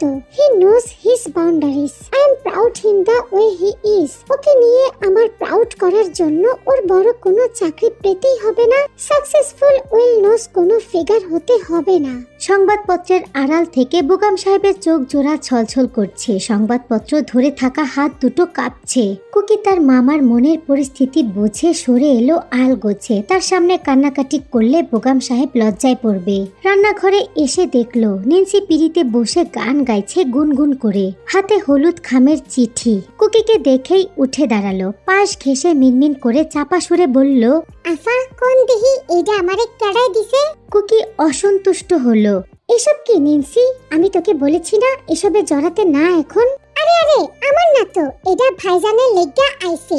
জসিম ব্যাপারীর গুরুধর মাইয়া আইস আমারে অনেকগুলা লজেন দিছে, দিয়া কইছে এই চিঠিটা কোনো মতে ভাইজানের ঘরে রাখতে। কুকি থমকালো। গাঢ় চোখে দেখলো চিঠিটা অনেকক্ষণ। তার ইচ্ছা করছে অদ্ভুত একটা কাজ করতে। এই চিঠিটা এখন কয়েক খণ্ড করে ছিঁড়ে নদীতে ভাসিয়ে দিতে। কিন্তু কেন? কিসের অধিকার তার? নেন্সি ঠোঁট টিপে হাসে, আশ্বস্ত করার ভঙ্গিমা করে বলে, আমি দিমু নাকি এসব? ভাইজান না আমারে থাপড়ে দাঁত ফালায়া দিব। নেন্সির কথায় কুকি স্বস্তি পেল, তবে উপরে কোনো প্রকার প্রতিক্রিয়া দেখালো না। ব্যস্ত হলো রান্নাঘরের কাজে। নেন্সি কিছু সময় চুপ করে থেকে ফির মুখ খুলল। আইস চেয়ারম্যানের পরিবার আইবো শুনলাম রাইতে। কুকি প্রতিক্রিয়া দেখালো না, মুখে কিচ্ছুটি বলল না, মাথা তুলে তাকালো না অবধি। এক মনে নিজের কাজে মন দিল, কিন্তু কাজে কি তার আর মন রইল? ভি বেগম সাহেবের পাশে বসলেন। মাত্রই ফিরেছে বাহির থেকে, বন্ধুদের সাথে দেখা করতে গিয়েছিল। বেগম সাহেব ছেলের সাথে আলাপ জুড়তে চাচ্ছেন, সামান্য চেষ্টা করছেন, তবে ছেলে আগ্রহ দেখাচ্ছে না। ছেলের সুদর্শন মুখের বেশ দুর্দশা, কিছু নিয়ে রেগে আছেন। ভুরুর মাঝে সূক্ষ্ম ভাঁজ, চোখ দুটো কঠিন। লিসা বেগম আর চোখে ছেলেকে পর্যবেক্ষণ করছেন। খাওয়ার সময় চেয়ারম্যানের মেয়ের আলাপ তুলবেন ভেবেছিলেন, কিন্তু এই অবস্থায় কিভাবে? রাগ করে যদি খাবার রেখে উঠে যায়, আবার নাও তো রাখতে পারে, তাই না? বলেই দেখা যাক, রাতে তো আসছে অতিথি, এখন না জানালে কখন জানাবে? লিসা বেগম স্বামীর দিকে চাইলেন, চোখ রাগালেন। বেগম সাহেব দেখেও দেখলো না। অজ্ঞাত লিসা বেগম নিজেই কথা বলতে শুরু করলেন। ইলিশ মাছের তরকারি বীর পাতে দিতে দিতে বলল, বাবা, চেয়ারম্যানের নাতনি ডারে চিনস না? রূপা ছোটবেলায় তোরে ভাইয়া ভাইয়া ডাইকা জান প্রাণ দিয়া দিত। কত ভক্ত ছিল তোর, মনে পড়ে? ভি ভাতের লোকমা মুখে পড়তে নিয়ে থেমে গেল, সাথে থেমে গেল লিসা বেগমের শ্বাস প্রশ্বাস। লিসা বেগম শুকনো গলায় হাসল। খাওয়া বন্ধ করলি কেন? খা খা খানা। ভি খেলো না, এমনিতে তার খিদা টিদা নেই, এবার খাওয়ার রুচি মরেই গেল। মার দিকে চেয়ে শান্ত গলায় বলল, তাতে কি হয়েছে? না না, মানে জিগাইতেছিলাম তোর ওরে কেমন লাগে। মায়াডা রূপ গুণ দুইটাই আছে, আমাদের চোখের সামনেই তো বড় হইল, আদব কায়দাও স্বয়ং সম্পূর্ণ। কথাটি বলেই থামলো লিসা বেগম। কুকির দিকে চেয়ে ইশারা ছুড়ে বলল, ঠিক কইতাছি তো কুকি, তুই নিজেও তো প্রশংসায় ভাসাইলি। কুকি তাৎক্ষণিক মাথাটা নিচু করে ফেললো, তাকানোর স্পর্ধা নেই তার। থমথমে পরিবেশ। ভি বেশ কিছু সময় চুপ থাকার পর হঠাৎ করেই তার মাকে জিজ্ঞাসা করলো, মা, আপনি ইন্টারভিউ দেখেননি? লিসা বেগম বুঝলেন না এই প্রশ্নের গভীরতা। তিনি হেসে হালকা সুরে বলল, দেখছি তো, কি সুন্দর লাগতেছিল তোরে। ভি একটা দীর্ঘশ্বাস ফেললো। সে এক চিত্তে বলে গেল, আমি স্পষ্টভাবে বলেছিলাম আমার মনের মানুষ আছে। I already have someone I love. Lisa Begum আশ্চর্য হতেও ভুলে গেলেন। ভি খেলো না, উঠে দাঁড়ালো সে। খাবার খেয়ে নিন আপনারা, আমি আসছি। কথাটি বলেই গটগট করে চলে গেল ভি। বেগম সাহেব তখনও কবজি ডুবিয়ে খাচ্ছেন, যেন তার আশেপাশে কিচ্ছু ঘটেনি। বরঞ্চ তিনি আগ বাড়িয়ে চিংড়ি মাছের তরকারিটা পাতে বেড়ে নিলেন। লিসা বেগম কাঁদছেন নীরবে। স্বামীর অনাগ্রহ কর্মকাণ্ড দেখে এ বেলায় আঁচল মুখে গুজে ছুটলেন নিজের রুমে। কুকি শক্ত হয়ে বসে আছে, শূন্যতা অনুভব করছে, মাথা ফাঁকা। বেগম সাহেব ভাগ্নিকে তাগেদা দিল, কিরে তোর আবার কি হলো? বসে আছিস কেন? খেয়ে ওঠ দ্রুত। কুকি চিন্তিত হলো লিসা বেগমের জন্য। কিন্তু মামুনি, আমি খেয়ে যাচ্ছি, ওর চিন্তা করিস না। ওই মহিলার বুদ্ধি শুদ্ধি সব গেছে। অত বড় ছেলেকে কি জোরপূর্বক বিয়ে করানো সম্ভব? তার ওপর ছেলেটি অবিকল তোর নানার স্বভাব চরিত্র পেয়েছে, জেদি আর একঘেয়ে, যা বলবে তাই করবে। কথাগুলো বলেই বেগম সাহেব কিছুক্ষণের জন্য থামলেন, তারপর ভাত মাখাতে নিয়ে ফির থামলেন। ভেবে ভেবে বললেন, ছোটবেলায় বীর বয়স আনুমানিক 7 বছর হবে। ছেলেটা ছাগল নিয়ে ঘুরতে বের হয়েছিল। আধা ঘন্টার মধ্যে ফিরে এসে জানালো সে আরেকজনের গরু পছন্দ করে এসেছে। ওই গরু কুচকুচে কালো, গরুর গায়ে গোসও নেই, হাট্টিকুট্টি বের হয়ে এসেছে। সেই গরুটা ছিল নষ্ট বাবুলের। নষ্ট বাবুল আমার চেয়েও 5 বছরের বড়। বাজারের এক কোনায় ঝোপঝাড়ের মতো একটা বাড়িতে থাকে। বাবুলের ওই গরুটাই ছিল তার একমাত্র সম্পত্তি। ওটা বিক্রি করে মেয়েকে বিয়ে দিবে বড় ঘরে। কিন্তু ওই গরুটা তো গ্রামের কেউই কিনবে না। গরুর অবস্থা ভালো না, যে কোনো সময় মরে টরে যেতে পারে। কিনে কে সেধে পড়ে লসে পড়বে? কিন্তু ভি কিনবে। তাকে বোঝানো অসম্ভব। কান্নাকাটি না করা ছেলেটা কেঁদে কেটে বাড়ি একেবারে মাথায় তুললো। রাতে ভাতও খেলো না। তোর নানা খুব ভালোবাসতেন ভিকে। ও এভাবে কাঁদছে তিনি মানতে পারছিল না। অজ্ঞাত তিনি গরু সকাল সকাল ভিকে সঙ্গে নিয়ে কিনতে গেল। অথচ তোর নানা নামক ভদ্র লোকটা 5টা টাকাও আমাকে দিতে চাইতো না হাত খরচ হিসাবে। কোন রকমের 4 আনা ধরিয়ে দিতেন। অথচ সেই গরুটা কত টাকা দিয়ে কিনেছিল জানিস? 10,500। অথচ ওই গরুটা কেউ 1,000 দিয়েও কিনতে চাচ্ছিল না। সেই গরু বাসায় এনে সে কি যত্ন ভিয়ের। গরুকে গোসল করানো খাওয়ানো সবই করতে চাইতো, কিন্তু সে ছিল বাড়ির সবার চোখের মণি। কে তাকে এসব করতে দেবে? তার উজ্জ্বল চোখের দিকে তাকিয়ে আমার আব্বাজান, যিনি খামারের আশেপাশেও পা মারাতো না, তিনি ওই গরুর যত্নে লাগলেন। এটাকে পুষ্টিকর গরুতে তিনি রূপান্তর করেছেন। ওই গরু কেনার পেছনে বীর আসল উদ্দেশ্য বের হয়ে এসেছিল কিছুদিন পর। তোর নানাই বলেছিল বাচ্চাদের মতো কেঁদে কেঁদে। তার নাতি কতটা দয়াবান এই বয়সে। এসব আসল ব্যাপারটা ছিল গরুটা কিনে ভি ওই নষ্ট আবুলকে সাহায্য করতে চাচ্ছিল যেন টাকাটা দিয়ে মেয়েটাকে বিয়ে দিয়ে সে নিজে কিছু করতে পারে। ভাঙা টিনের ঘরে বৃষ্টির দিনে ভিজতে যেন না হয় তার পরিবারকে। বেগম সাহেব একটু থামলেন, শ্বাস নিয়ে ফির বললেন, আমার ভি ছোটবেলা থেকেই একটু দয়ালু। এখন অবশ্য ওর দানবীয় ভরাট শরীরে আর শক্তপোক্ত মুখ দেখে তা বোঝার উপায় নেই। জানিস তো মন নরম ছেলেরা খুব বউ ভালোবাসতে জানে। ওর ভালোবাসা যে পেয়েছে সে খুব ভাগ্যবতী, বুঝলি? আমার তো মেয়েটাকে দেখার তৃষ্ণা পেয়েছে। আমার ছেলের মাথা নষ্ট তো আর যে কেউ করতে পারে না, তাই না? বলেই বেগম সাহেব শব্দ করে হাসলো, যেন দুর্দান্ত মজার কৌতুকী কিছু বলেছেন। অথচ কুকি চেয়েও হাসতে পারল না। গলা রোধ হয়ে গেছে তার, গলা দিয়ে আর খাবার নামছে না। শেষমেশ না খেয়েই অজুহাতের ছুতোয় উঠে পড়ল।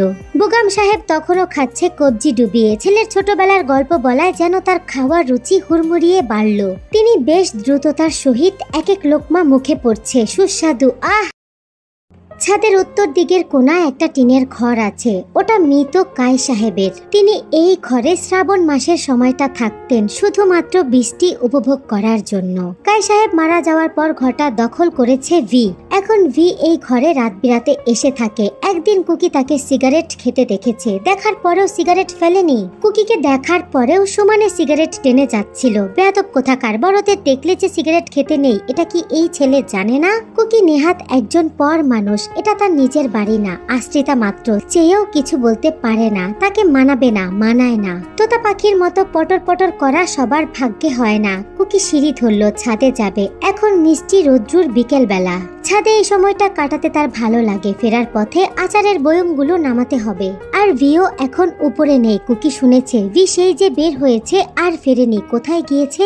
দুপুরের খাবারটাও তো খেলো না। খাওয়া দাওয়ার প্রতি খুব অবহেলা করে। রাজধানীতে কি এমন করে ছেলেটা? মাসের পর মাস দেশের বাহিরে থাকে। তার যত্ন কে নেয়? শুনেছিল ভির ম্যানেজার সেক্রেটারি আছে। তারা কি তার যত্ন আতি করে ঠিকভাবে? কুকি কথাগুলো ভাবতে ভাবতেই উঠে এলো ছাদে। কবুতর হাঁটছে জোড়া বেঁধে। পাখিরা বসেছে আশেপাশে। কালো কাক দড়িতে বসে ডাকছে। মিষ্টি রোদে এসে ছুঁয়ে দিচ্ছে কুকির মুখ। হাওয়ার বেগ কম, শীত লাগছে না তেমন। কোনার ঘরের দিকে তাকিয়ে কুকি থমকে গেল। দরজা খোলা। ভি দাঁড়িয়ে আছে, চোখে মুখে বিরক্তি। পরনে ফতুয়া লুঙ্গি। লুঙ্গি সচরাচর পরে না, মাঝে মধ্যে পড়তে দেখা যায়। আপাতত সিগারেট টানছে, কানে ফোন চেপে রেখেছে। অ্যাংরি টোনে হুমকি ধুমকি দিয়ে চলছে এক নাগারে। এমন ভাষণ কার উপর ছাড়ছে এই ছেলে? শহরে বা ফিরবে কবে? সত্যি কি এবার 1 মাস থেকে যাবে এখানে? আর সে তো নাকি বাহিরে গিয়েছিল। ওপরে উঠে এলো কখন? ভি আছে জানলে কুকি মরে গেলেও আসতো না, কখনোই না। ধুরন্ধর ছেলে শুধু কথা শোনায় আর বেয়াদবি করে। সে কি ভুলে যায় যে কুকি তার বড়? একটুও সম্মান করে না। ভি কথা বলতে বলতেই তাকালো এদিকটায়। কুকি ভরকালো, দৃষ্টি সরিয়ে অন্য পাশে চাইলো। নামে মাত্র ঘোরাঘুরি করে নেমে যাবে সে।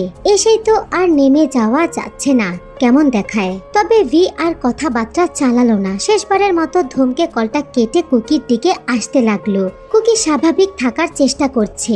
ভি তার সামনে এসে দাঁড়ায় ছাদের প্রাচীর ঘেঁষে। কুকির ৮-৬০ মুখপানে চেয়ে থমথমে গলায় শুধায়, শুনলাম আপনি নাকি আমার জন্য মেয়ে খুঁজতেছেন? সুন্দরী মেয়ে? এক একজনকে নাকি পাইকারি মূল্যে সাজেস্ট করতেছেন আমার জন্য? কুকির স্বাভাবিক নির্বিকার দৃষ্টি দেখে ফির মেজাজ বিগড়ে গেল। হুড়মুড়িয়ে তেড়ে এলো কুকির দিকে। খুব কাছে এসে ফির ক্রোধান্বিত কণ্ঠে বলল, খুব দরদ না? জোয়ান পোলার বউ নাই, বউ খোঁজার দায়িত্ব নিছেন। কুকি পেছালো সামান্য। ঠোঁট কাঁপছে তার সাথে কাঁপছে চোখের পাপড়ি জোড়া। ভির দিকে তাকালো না। দ্রুত এখান থেকে চলে যেতে উতলা হলো সে। 2 কদম এগিয়ে গিয়েছিল সে। ঠিক তখনই শাড়ির আঁচলে সূক্ষ্ম টান অনুভব করলো। থমকে গেল শ্বাস প্রশ্বাস। চমকিত হয়ে ভরকালো ভীতু হৃদয়। ফের জোরসে টানার কারণে আর আঁচল বুক থেকে খসে পড়ার ভয়ে তাকে ওই টানে সাড়া দিয়ে ফির পেছাতে হলো। ভিয়ের ডান হাতে পেঁচানো শাড়িটা একটি সুতির শাড়ি, মোলায়েম সবুজ রঙের, জমিনে ফুলের নকশা আঁকা। ভি জোরে এক টান দিয়ে কুকিকে একেবারে নিজের কাছে নিয়ে যায়। কুকির পিঠ তার বুকের সাথে ধাক্কা লেগে আছে। হাতে পেঁচানো কুকির সুতির শাড়ি। ভির বুকের সাথে কুকির পিঠ ঠেকে আছে ঠিক, কিন্তু ভি নিজে থেকে কুকির শরীরে স্পর্শ করছে না। মাথা নিচু করে কানের কাছে ঠোঁট ছুঁইয়ে ফিসফিস করে অ্যাংরি টোনে বলে, আমারে রাগাবেন না, ফলাফল ভালো হবে না। জানেনই তো, জানেন না? আমারে চেনেন তো, চেনেন না? কুকি থরথর করে কাঁপছে। ভি অনুভব করছে কুকির কাঁপাকাঁপি। তারপরও সে এক বিন্দুও নড়ছে না, না কুকির আঁচল ছাড়ছে। ভি এমন বাজে ভাবে কুকির শাড়ির আঁচল হাতে পেঁচিয়েছে যে কুকি একটু নড়লেই বুক থেকে শাড়ির আঁচল খসে পড়ে যাবে। যে আঁচল এই মুহূর্তে কুকি 2 হাত দিয়ে শক্ত করে বুকে চেপে মাথা নিচু করে দাঁড়িয়ে আছে। ভি তাকে না ছাড়লে পুরোটা শাড়ি খুলে তারপর তাকে এখানে এখান থেকে যেতে হবে, যেটা সে মোটেও চায় না। কিছু মুহূর্ত দুজনেই চুপ করে দাঁড়িয়ে থাকে। ভি এবার কণ্ঠস্বর নরম করে কুকির কানের সাথে ঠোঁট ছুঁয়েই বলে, চাঁদ অনেক হয়েছে, এবার না হয় এসব বন্ধ করুন।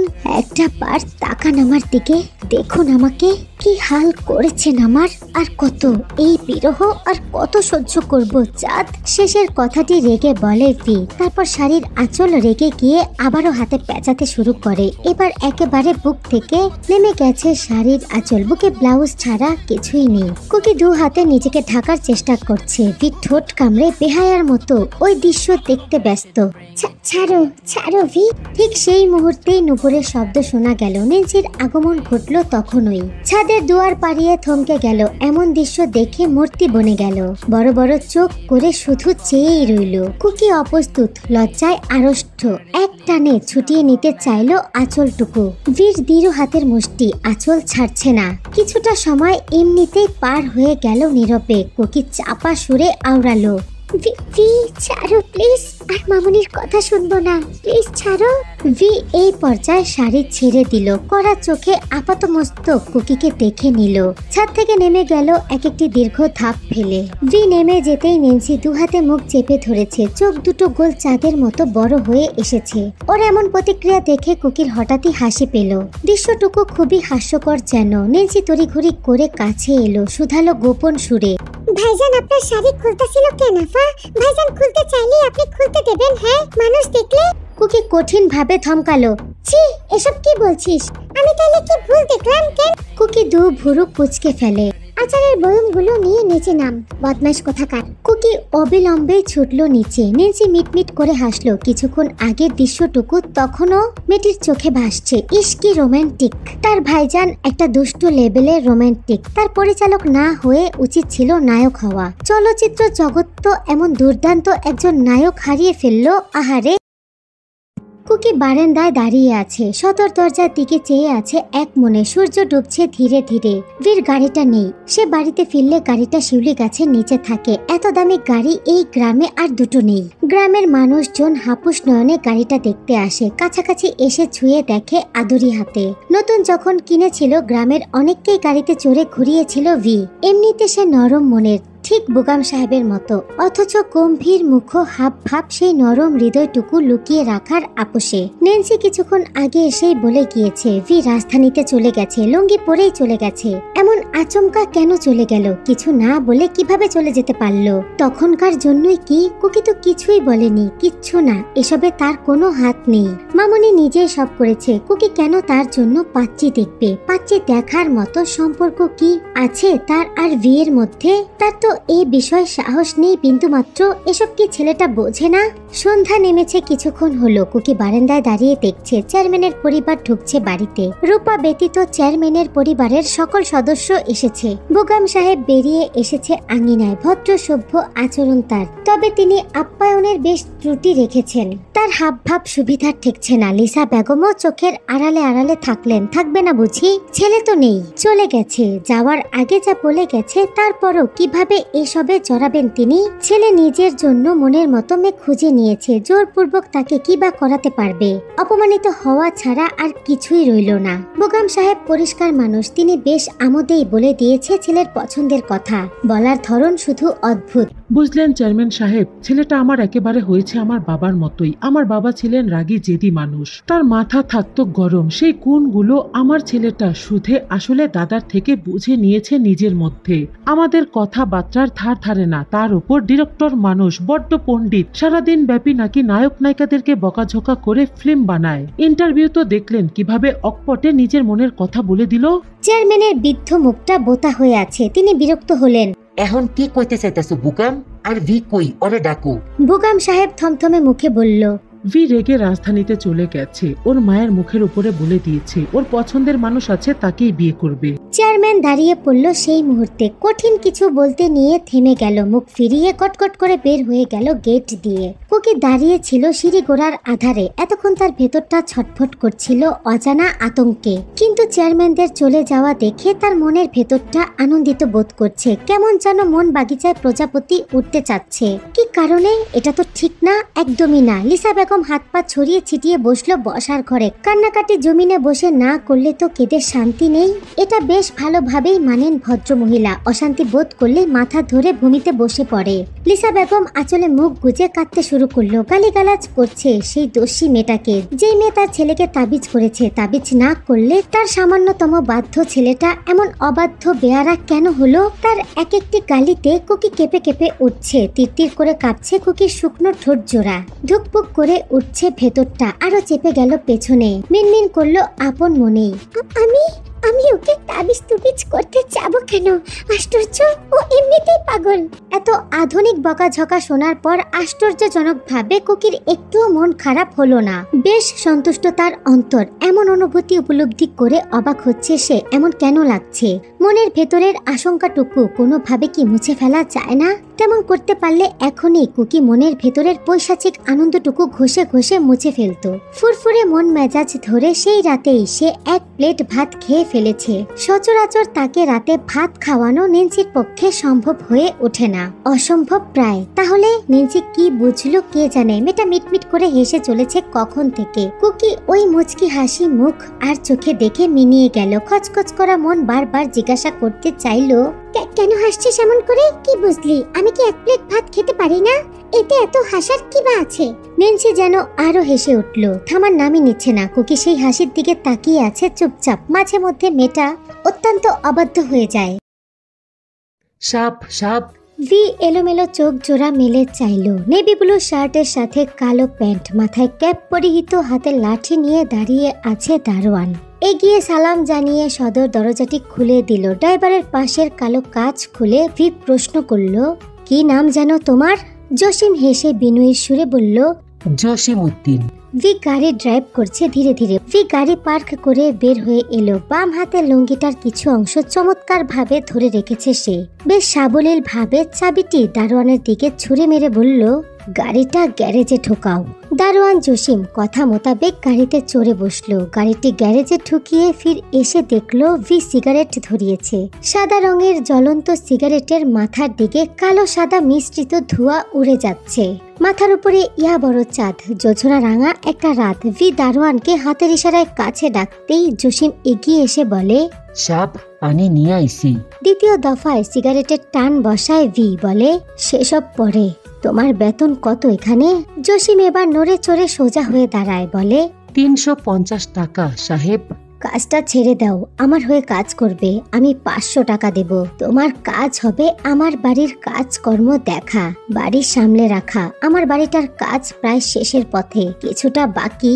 আমার সময় হয় না দেখার। তোমার দায়িত্বে থাকবে আপাতত। জসিম এবার নড়ে চড়ে উঠল। চঞ্চল হলো তার দৃষ্টি। অবিশ্বাস্য চোখে তাকালো ভির দিকে, শুধালো, সত্যি সাহেব? আমি স্বপ্ন দেখতাছি না তো? ভি খুব স্বাভাবিক চোখে তাকিয়ে প্রশ্ন করলো, স্বপ্নে তুমি বেটা মানুষ দেখো? হকচকিয়ে গেল জসিম। আরে না সাহেব, বেটা মানুষ তো দেখি না, তবে বেটি মানুষ দেখি। হ্যার নাম জরিনা। বাসা বাড়ি গিয়া কাজ করে, খুব সুন্দর অভিনয় করতে পারে। আমার লগে এমন অভিনয় করলো যে আমি হ্যারে এখনো ভুলবার পারি না। ভি টান ভুরু তুলে বলে, তাই নাকি? ওকে একবার আমার সামনে এনো তো, দেখবো কেমন অভিনয় পারে। জসিম বুঝলো না ব্যাপারটা। সাহেব আপনি অভিনয় দেখবেন? দেখবো। জসিম অদ্ভুত ভাবে চেয়ে বলল, সাহেব অভিনয় দেখবার চাইলে তো প্রেম করা লাগবো। হয়তো আপনারা দেখে প্রেম করবার চাইবো, কিন্তু আপনি তো মনে হয় চাইবেন না। ভি ভুরু তুলে আগ্রহী হলো জানতে, কেন মনে হয় আমি প্রেম করতে চাইবো না? জসিম পুনরায় আপাতমস্তক ভিকে দেখে নিল। নায়কও তো এত সুন্দর দেখবার হয় না। সাহেব আপনি কি আয়না দেখেন না? ভি খানিকক্ষণ ভেবে বলল, লাস্ট উইক ধরে দেখা হচ্ছে না। তবে একদিক দিয়ে তুমি ঠিক, প্রেম আমি করতে চাই না। জসিম মুচকি হেসে কৌতূহলী হয়ে শুধায়, সাহেব ম্যাডাম আছে? ভি কিচ্ছু বলে না। জসিম কিছুক্ষণ চুপচাপ কাটিয়ে দিয়ে তারপর বলে, এখন কি করবো সাহেব? আপনি বললে আমি এখনই কামরা সাজা দিবার চাই। বলতে বলতে শার্টটা খুলে ফেললো জসিম। ব্যাগ থেকে ফতুয়া বের করে পরে নিল। দারোয়ানের যাবতীয় জিনিসপত্র ব্যাগে ভরে সাইডে রেখে দিল, যেন সে এখনই ভি বললেই বের হয়ে যাবে। ভি সিগারেটে শেষ টান দিল, বোটাটা ফেলে দিয়ে বিল্ডিং এর ভেতরে ঢুকতে ঢুকতে বলল, আপাতত থাকো, সকালে তোমাকে নিয়ে যাব। জসিম ব্যাকুল পায়ে পিছু নিল। সাহেব খাবার খাইবেন না? আনমো। খাবো না। ভি সিঁড়ি ধরল। তার ফ্ল্যাটটি দোতলায়, ফ্ল্যাটটি ফাঁকা, প্রয়োজনীয় জিনিসপত্র ছাড়া কিচ্ছু নেই। ফ্ল্যাটে তেমন থাকা হয় না, বেশিরভাগ সময় দেশের বাহিরে থাকে। জিহব উস্কো খুস্কো চুল নিয়ে এসে দাঁড়িয়েছে বিল্ডিং এর সামনে। কোন রকম তৈরি হয়ে এসেছে সে। জসিমের আজ মন ভালো। উৎফুল্ল কণ্ঠে সে শুধালো, সাপ কারে খোঁজেন? জিহব গ্যারেজের দিকে তাকিয়ে দেখলো ভির গাড়ি দাঁড়িয়ে আছে, তার মানে ফিরে এসেছে। দোতলায় যাব। জসিমের চোখ চকচক করে উঠল। ভাইজান রে কেন খুঁজতাছেন? জিহব ভদ্র সভ্য গলায় বলল, আমি তার ম্যানেজার। ও বাবা, ভাইজান কি এমন করে যে তার ম্যানেজারও আছে? জিহব বুঝলো এই লোকটা বেশি সুবিধার নয়, বড্ড কথা বলে। অজ্ঞাত তাকে ঠেলে ভেতরে ঢুকলো। জসিম পিছু নিল। জিহব ভুরু কুচকে তাকিয়ে বলল, কি হয়েছে? সাহেব আমারও ডাকছে।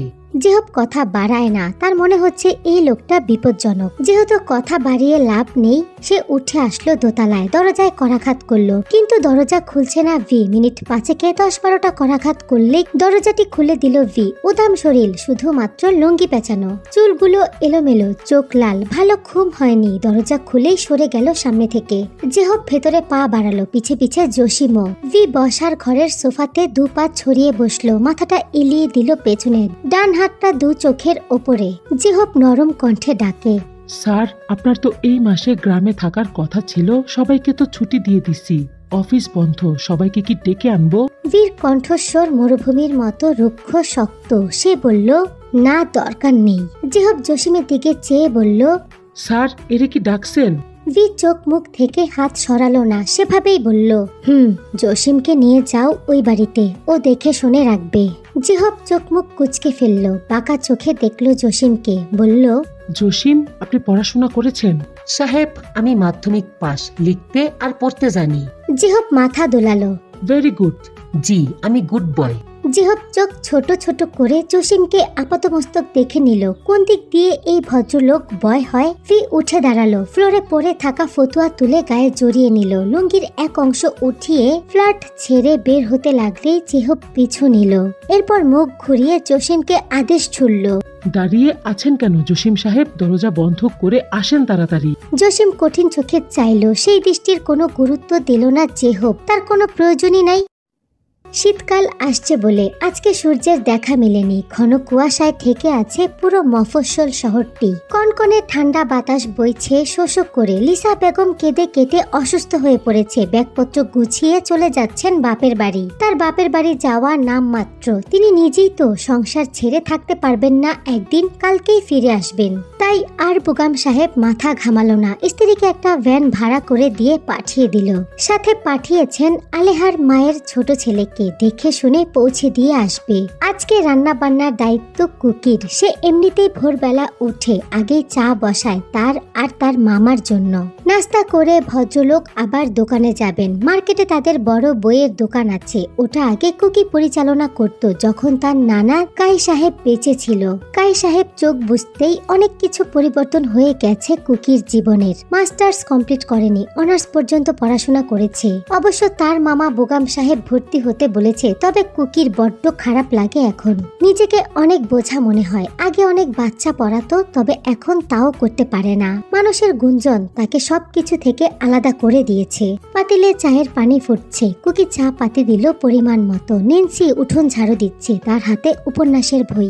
ঝাড়ু দেওয়ার ফাঁকে এক পলক বইয়ের দিকে নজর ফেরাচ্ছে। বুগাম সাহেব উঠোনে বসে সংবাদপত্র পড়ছে আজকের। নেন্সি তার মনোযোগ নষ্ট করছে, তবে এটা নিয়ে নেন্সিকে দোষ দেওয়া যায় না। তার বাবা কাই সাহেব বলতেন, কেউ যখন নিজের চক্রায় তেল দেয়, সেই তেলে তোমার সমস্যা হলে সেটার দায়ভার তোমার, যে তেল দিচ্ছে তার না। ঠিক এখনকার ব্যাপারটা কিছুটা এমনই। বুগাম সাহেব হাঁক ছাড়ল, মামনি, চা হলো? কুকির প্রতি উত্তর সঙ্গে সঙ্গে এলো, এই তো আর কিছুক্ষণ। নেন্সির ঝাড়ু দেওয়া শেষ, বইটা উঠোনের এক কোনায় রেখে হাত মুখ ধুতে গেল কলপারে। বোগাম সাহেব তার যাওয়ার দিকে একবার তাকালো, তারপর বইয়ের দিকে। খানিকক্ষণ নীরবতা পালন করে উঠে দাঁড়ালো, এগিয়ে গেল বইটার দিকে। বইটা নিয়ে এসে আবার নিজের চেয়ারে বসলো। মেয়েটা এত কি পড়াশোনা করে দেখা দরকার। তিনি পড়তে শুরু করলেন। সুরভি কহিল ব্যাকুল হইয়া, চুমু কেউই এমনে খায়, দেহেন দাগ হইয়া গেছে। বইটা হাত থেকে পড়ে গেল বোগাম সাহেবের। সেই শব্দে তরাক চাইল নেন্সি, চোখ দুটো বড় বড় হয়ে আসলো তার। বোগাম সাহেবের হত বিভোর মুখ দেখে নেন্সি সেখান থেকে আলগোছে কেটে পড়ল। কুকি চায়ের সাথে বিস্কুট নিয়ে এসে দেখে নেন্সি নেই। বোগাম সাহেব স্তব্ধ হয়ে আছেন। কি হয়েছে মামা? বলতে বলতে চায়ের কাপটা এগিয়ে দিলেন। সেই চায়ের কাপ নিয়ে চাপা সুরে বোগাম সাহেব বলল, ও এসব কি পড়ে, আশ্চর্যজনক। কুকি শব্দ করে হেসে ফেলল। বইটা তুলে নিল জমিন থেকে। প্রেমের গল্প। এসব ওকে পড়তে দিও না মামুনি, একটুখানি নে। কুকি হাসিটুকু গিলে নিল। আচ্ছা দেব না। চায়ে চিনি হয়েছে নাকি চেখে দেখো তো। বোগাম সাহেব খচখচে মনে চায়ের চুমুক দিল। তৃপ্তিতে চোখ বুঝলো। শীতের সকালে এক কাপ গরম চা যেন স্বর্গ, মন ভালো করে দেয়। তিনি বললেন, চমৎকার, চিনি ঠিকঠাক আছে। কুকি শুধালো, দুপুরের জন্য কি রাখবো মামা? তেমন কিছুই তো নেই। আমি গতকাল হারুনের বাপকে বলেছিলাম দুটো দেশি মুরগি দিয়ে যেতে, দিয়ে যাবে বোধহয়। মুরগি রাধো না হয়। এমন সময় ফারুক ব্যাপারী সাইকেল চাপিয়ে এসে দোরগোড়ায় থামলেন। সাইকেলের পেছনে দুধের কলসি, খাঁটি গরুর দুধ। লিসা বেগম প্রতিদিন আধা কেজি দুধ নেয়। কুকি বাসন নিয়ে এলো দুধ নেওয়ার জন্য। বোগাম সাহেব এসে টাকা শোধ করে আলাপ জুড়লেন। রান্নাঘরে পৌঁছে কুকি নেন্সিকে দেখলো, দু হাতে চোখ মুখ লুকিয়ে রেখেছেন। কুকির হাসি পেল, তবে হাসিটুকু দেখানো যাবে না, আরো লজ্জা পাবে। পিড়িতে বসতে বসতে বলল, চা ঠান্ডা হয়ে যাচ্ছে, খেয়ে নে। নেন্সি দুহাতে মুখ লুকিয়ে হাহাকার করে উঠল। এই মুখ আমি কেমনে দেখামু আফা? এবার হাসি পেল কুকির। যেভাবে সব সময় দেখিয়েছিস সেভাবে। নেন্সি দুহাত সরিয়ে কাদু কাদু মুখে বলল, মামাই তো আমারে দুষ্টু ভাবলো। ভাবার কি আছে, তুই তো দুষ্টুই। আফা, মামা কিচ্ছু মনে করেনি। নে দ্রুত খেয়ে নে, কাজ আছে অনেক। নেন্সির লজ্জা দূর হচ্ছে না। আচমকায় মিনমিন কণ্ঠে বলল, ভাইজান যে কেন চলে গেল, থাকলে ভীষণ ভালো হইতো না? কুকি যেই ব্যাপারটা ভুলতে চায় সেই ব্যাপারটা। এই মেয়েটা কেন একটু পরপর এসে বলবে? ভি ব্যতীত আর কি কোনো কথা নেই এই মেয়ের কাছে? কুকি ভেতরে অসন্তুষ্ট হলেও ওপরে স্বাভাবিক। 2 কাপ চা ঢেলে নিল। চায়ে চুমুক দিয়ে তাকালো দোয়ার পানে। অবাধ্য মন কিসের এত অপেক্ষা করে? কার জন্য পুষে প্রহর? নেন্সি চায়ে টোস্ট ভিজিয়ে খেতে খেতে বলল, আপা আজকে একটু ঘুরতে লইবেন? রমনার মেলা বইছে, শীতকালীন পিঠার মেলা। অনেক রকম পিঠার উৎসব চলতেছে, চলেন না যাই? কুকির তো আজকাল বেরোতে ইচ্ছা করে না। সবার চোখ মুখ তার দিকে থাকে। মানুষের তিরস্কার সে সইতে পারে না। কিন্তু এভাবে আর কতকাল? কিন্তু কুকি তো। কিমবাড়ির পেছনের গলিতেই জামে মসজিদ। জোহরের আজান পড়েছে। আজানের সুমধুর ধ্বনি স্পষ্ট শোনা যাচ্ছে। আজান শুনে মাথায় আঁচল টানলো কুকি। তার পরনে মোলায়েম সুতির শাড়ি, খুব গভীর গাঢ় বেগুনি রঙের। আগুনের সামনে অনেকক্ষণ থাকায় ফর্সা চোখ মুখ এখন রক্তিম। নাকের ডগায় বিন্দু বিন্দু খাম জমেছে। সম্ভবত মাস 3 আগে আলেহার মা কর্মরত ব্যস্ত কুকির নাকের ডগায় টলটল করা খাম দেখে মজার ছলে বলেছিল, হ্যাঁ রে কুকি, তোর জামাই তোরে অনেক ভালোবাসবো দেখিস। এমন করে যেই সব মাইয়া লোকের নাকের ডগায় খাম জমে, তাগর জামাই মেলা ভালোবাসে। অবিবাহিত কোনো রমণীকে এমন কথা বললে সে লজ্জায় মাথাটা নুয়ে ফেলতো। তবে কুকি লজ্জা পায়নি, কারণ আছে। তার কাছে এসব কুসংস্কার বলে মনে হয়। স্বাভাবিক নয় কি? তাকে যেই মানুষটা বড় করেছেন সেই মানুষটা সব সময় বলতেন, এই সব মানুষের কুসংস্কারমূলক কথাবার্তা, এসব কথা কানে তুলবে না, বিশ্বাস করবে না। মানুষের তৈরি এই সমস্ত কুসংস্কার মেনে নেওয়ার প্রয়োজন নেই। অজ্ঞাত কুকি বিশ্বাস করে না। কিন্তু আজকে আঁচল দিয়ে নাকের ডগার খাম মুছতে নিয়েই আচমকায় ভিয়ের চোখ মুখ তার চোখের মনিতে ভেসে উঠল। একজোড়া গভীর বুদ্ধিদীপ্ত চোখের চাহনি মিশে আছে তার অপ্রস্তুত চাহনিতে। কেমন অদ্ভুত দৃষ্টিতে চায় ছেলেটা, নেশায় মাতাল যেমন। মনে হয় গোটা কুকিটাকেই খেয়ে ফেলবে। আশ্চর্য, কুকি আজকাল নিজের চিন্তা ভাবনার উপর চরম বিরক্ত। বিরক্ত না হয়ে উপায় কোথায়? কি সব ভাবতে বসেছে। তার বোধহয় আজকাল খুব বয়স হয়ে গিয়েছে। চিন্তা ভাবনাকে সরিয়ে ভাত ছ্যাঁকা দিয়ে চুলায় বসালো। মুরগি ভুনা হয়ে এসেছে। দেশি মুরগি ভুনা ভি ভীষণ ভালোবাসে। দুটো আলু দিয়ে রান্না করতে গিয়েও কুকি ভুনা করে বসে আছে। আলু ভাজিতে ছোট চিংড়ি মাছ সহ ভাজি করলে ভি পেট ভরে ভাত খেতে পারে। কুকি সেটাও রেঁধেছে। চিংড়ি মাছ ভর্তা ভির ভীষণ পছন্দ। কুকি একটু আগে সেটাও বানিয়েছে। আপাতত কুকি নিজের ওপর বড্ড বিরক্ত। তরকারিটা হয়ে এসেছে, নামিয়ে গোসলে যাবে। এমন সময় কিম বাড়ির পিন পতন নীরবতা ভাঙল গাড়ির উদ্ভট তবে বিকট শব্দে। সেই উচ্চ বিদঘুটে ধ্বনিতে উঠোনে বসে থাকা এক ঝাঁক পাখি চেঁচামেচি করে আটকে উড়ে গেল। সঙ্গে সঙ্গেই ধর ফরিয়ে উঠল কুকির অন্তর। হাতে থাকা খুন্তিটা শক্ত করে ধরে রেখেছে নিজের অজান্তেই। জবুথবু সে শুনতে পেল এক ভারিক্কি কণ্ঠ। তোর আপা কই? নেন্সি তোতা পাখির মতো বলে দিল, রান্নাঘরে রান্তাছে। ভাইজান মামি বাবার বাড়ি গেছে গা। বীর সেসবে পাত্তাই নেই। তার পায়ের জোতা জোড়া শব্দ তুলছে। কুকি কি এখন এখান থেকে দ্রুত সরে যাবে? ভি কি আসবে রান্নাঘরে? কুকি বিচার বিবেচনা শেষ করতে পারল না। ভি শীর্ণ পর্দা সরিয়ে এসে দাঁড়ালো ছোট্টখাটো রান্নাঘরের দুয়ারে। গতকালকের লুঙ্গি পরা, এবড়ো খেবড়ো অবস্থা। লুঙ্গিটা এলোমেলো ভাবে দুহাতে গুছিয়ে কুকির পাশের পিঁড়িতে বসে পড়ল শব্দ করে। ব্যস্ত কণ্ঠ সুরে আদেশ ছুড়ল, ক্ষুধা পেয়েছে খুব, খেতে দেন। কুকিকে স্বাভাবিক দেখালো। চোখে মুখে মনের অনুভূতির আবির্ভাব ঘটেনি। ভির দিকে না ফিরে নির্বাক সুরে বলল, টেবিলে বস, দিচ্ছি। ভি গম্ভীর হয়ে গেল মুহূর্তেই। তুই তুকারি করতে নিষেধ করেছি আমি। কুকি আর চোখে চাইল। চোখ মুখ অন্ধকার করে রেখেছে ছেলেটা। মনে প্রাণে নিজ মনে ভেঙালো কুকি। তুই তুকারি করতে নিষেধ করেছে। ছোট মানুষকে তুই বলবো না তো কি বলবো? আপনি ছোট থেকেই তো তুই বলে এসেছি, অভ্যাস হয়ে গিয়েছে। এই সম্বর্ধন কি এত দ্রুত পরিবর্তন করা যায়? মনে মনে কথাগুলো ভাবে কুকি, তবে সে তর্কে গেল না, কখনো যায় না। ভি আবারও বলে, এখানেই খাবো। কুকি এবার এক টুকরো অসন্তুষ্টি প্রকাশ করলো। তাহলে হাত মুখটা ধুয়ে আয়। এসো। ভি তখনও এক দৃষ্টিতে চেয়ে আছে কুকির মুখপানে। খুঁটিয়ে খুঁটিয়ে দেখছে কুকির সবকিছু। মাথায় ঘোমটা, নাকের ডগায় বিন্দু বিন্দু ঘাম জমেছে, গোলাপি ভরাট ঠোঁট আর ওই রক্তিম মুখ। ওই রক্তিম মুখপানে তাকিয়ে ভি দাঁত দিয়ে ঠোঁট কামড়ে ধরে। অস্পষ্ট সুরে বলে, খাইয়ে দেন না। এই বাক্যের বিপরীতে কুকি আর একটা কথাও বলল না। থমথমে মুখে গ্লাসে পানি ঢাললো। ভিকে হাত ধোয়ার জন্য পানি ভর্তি গ্লাস এগিয়ে দিল, সাথে একটা বাটি দিল।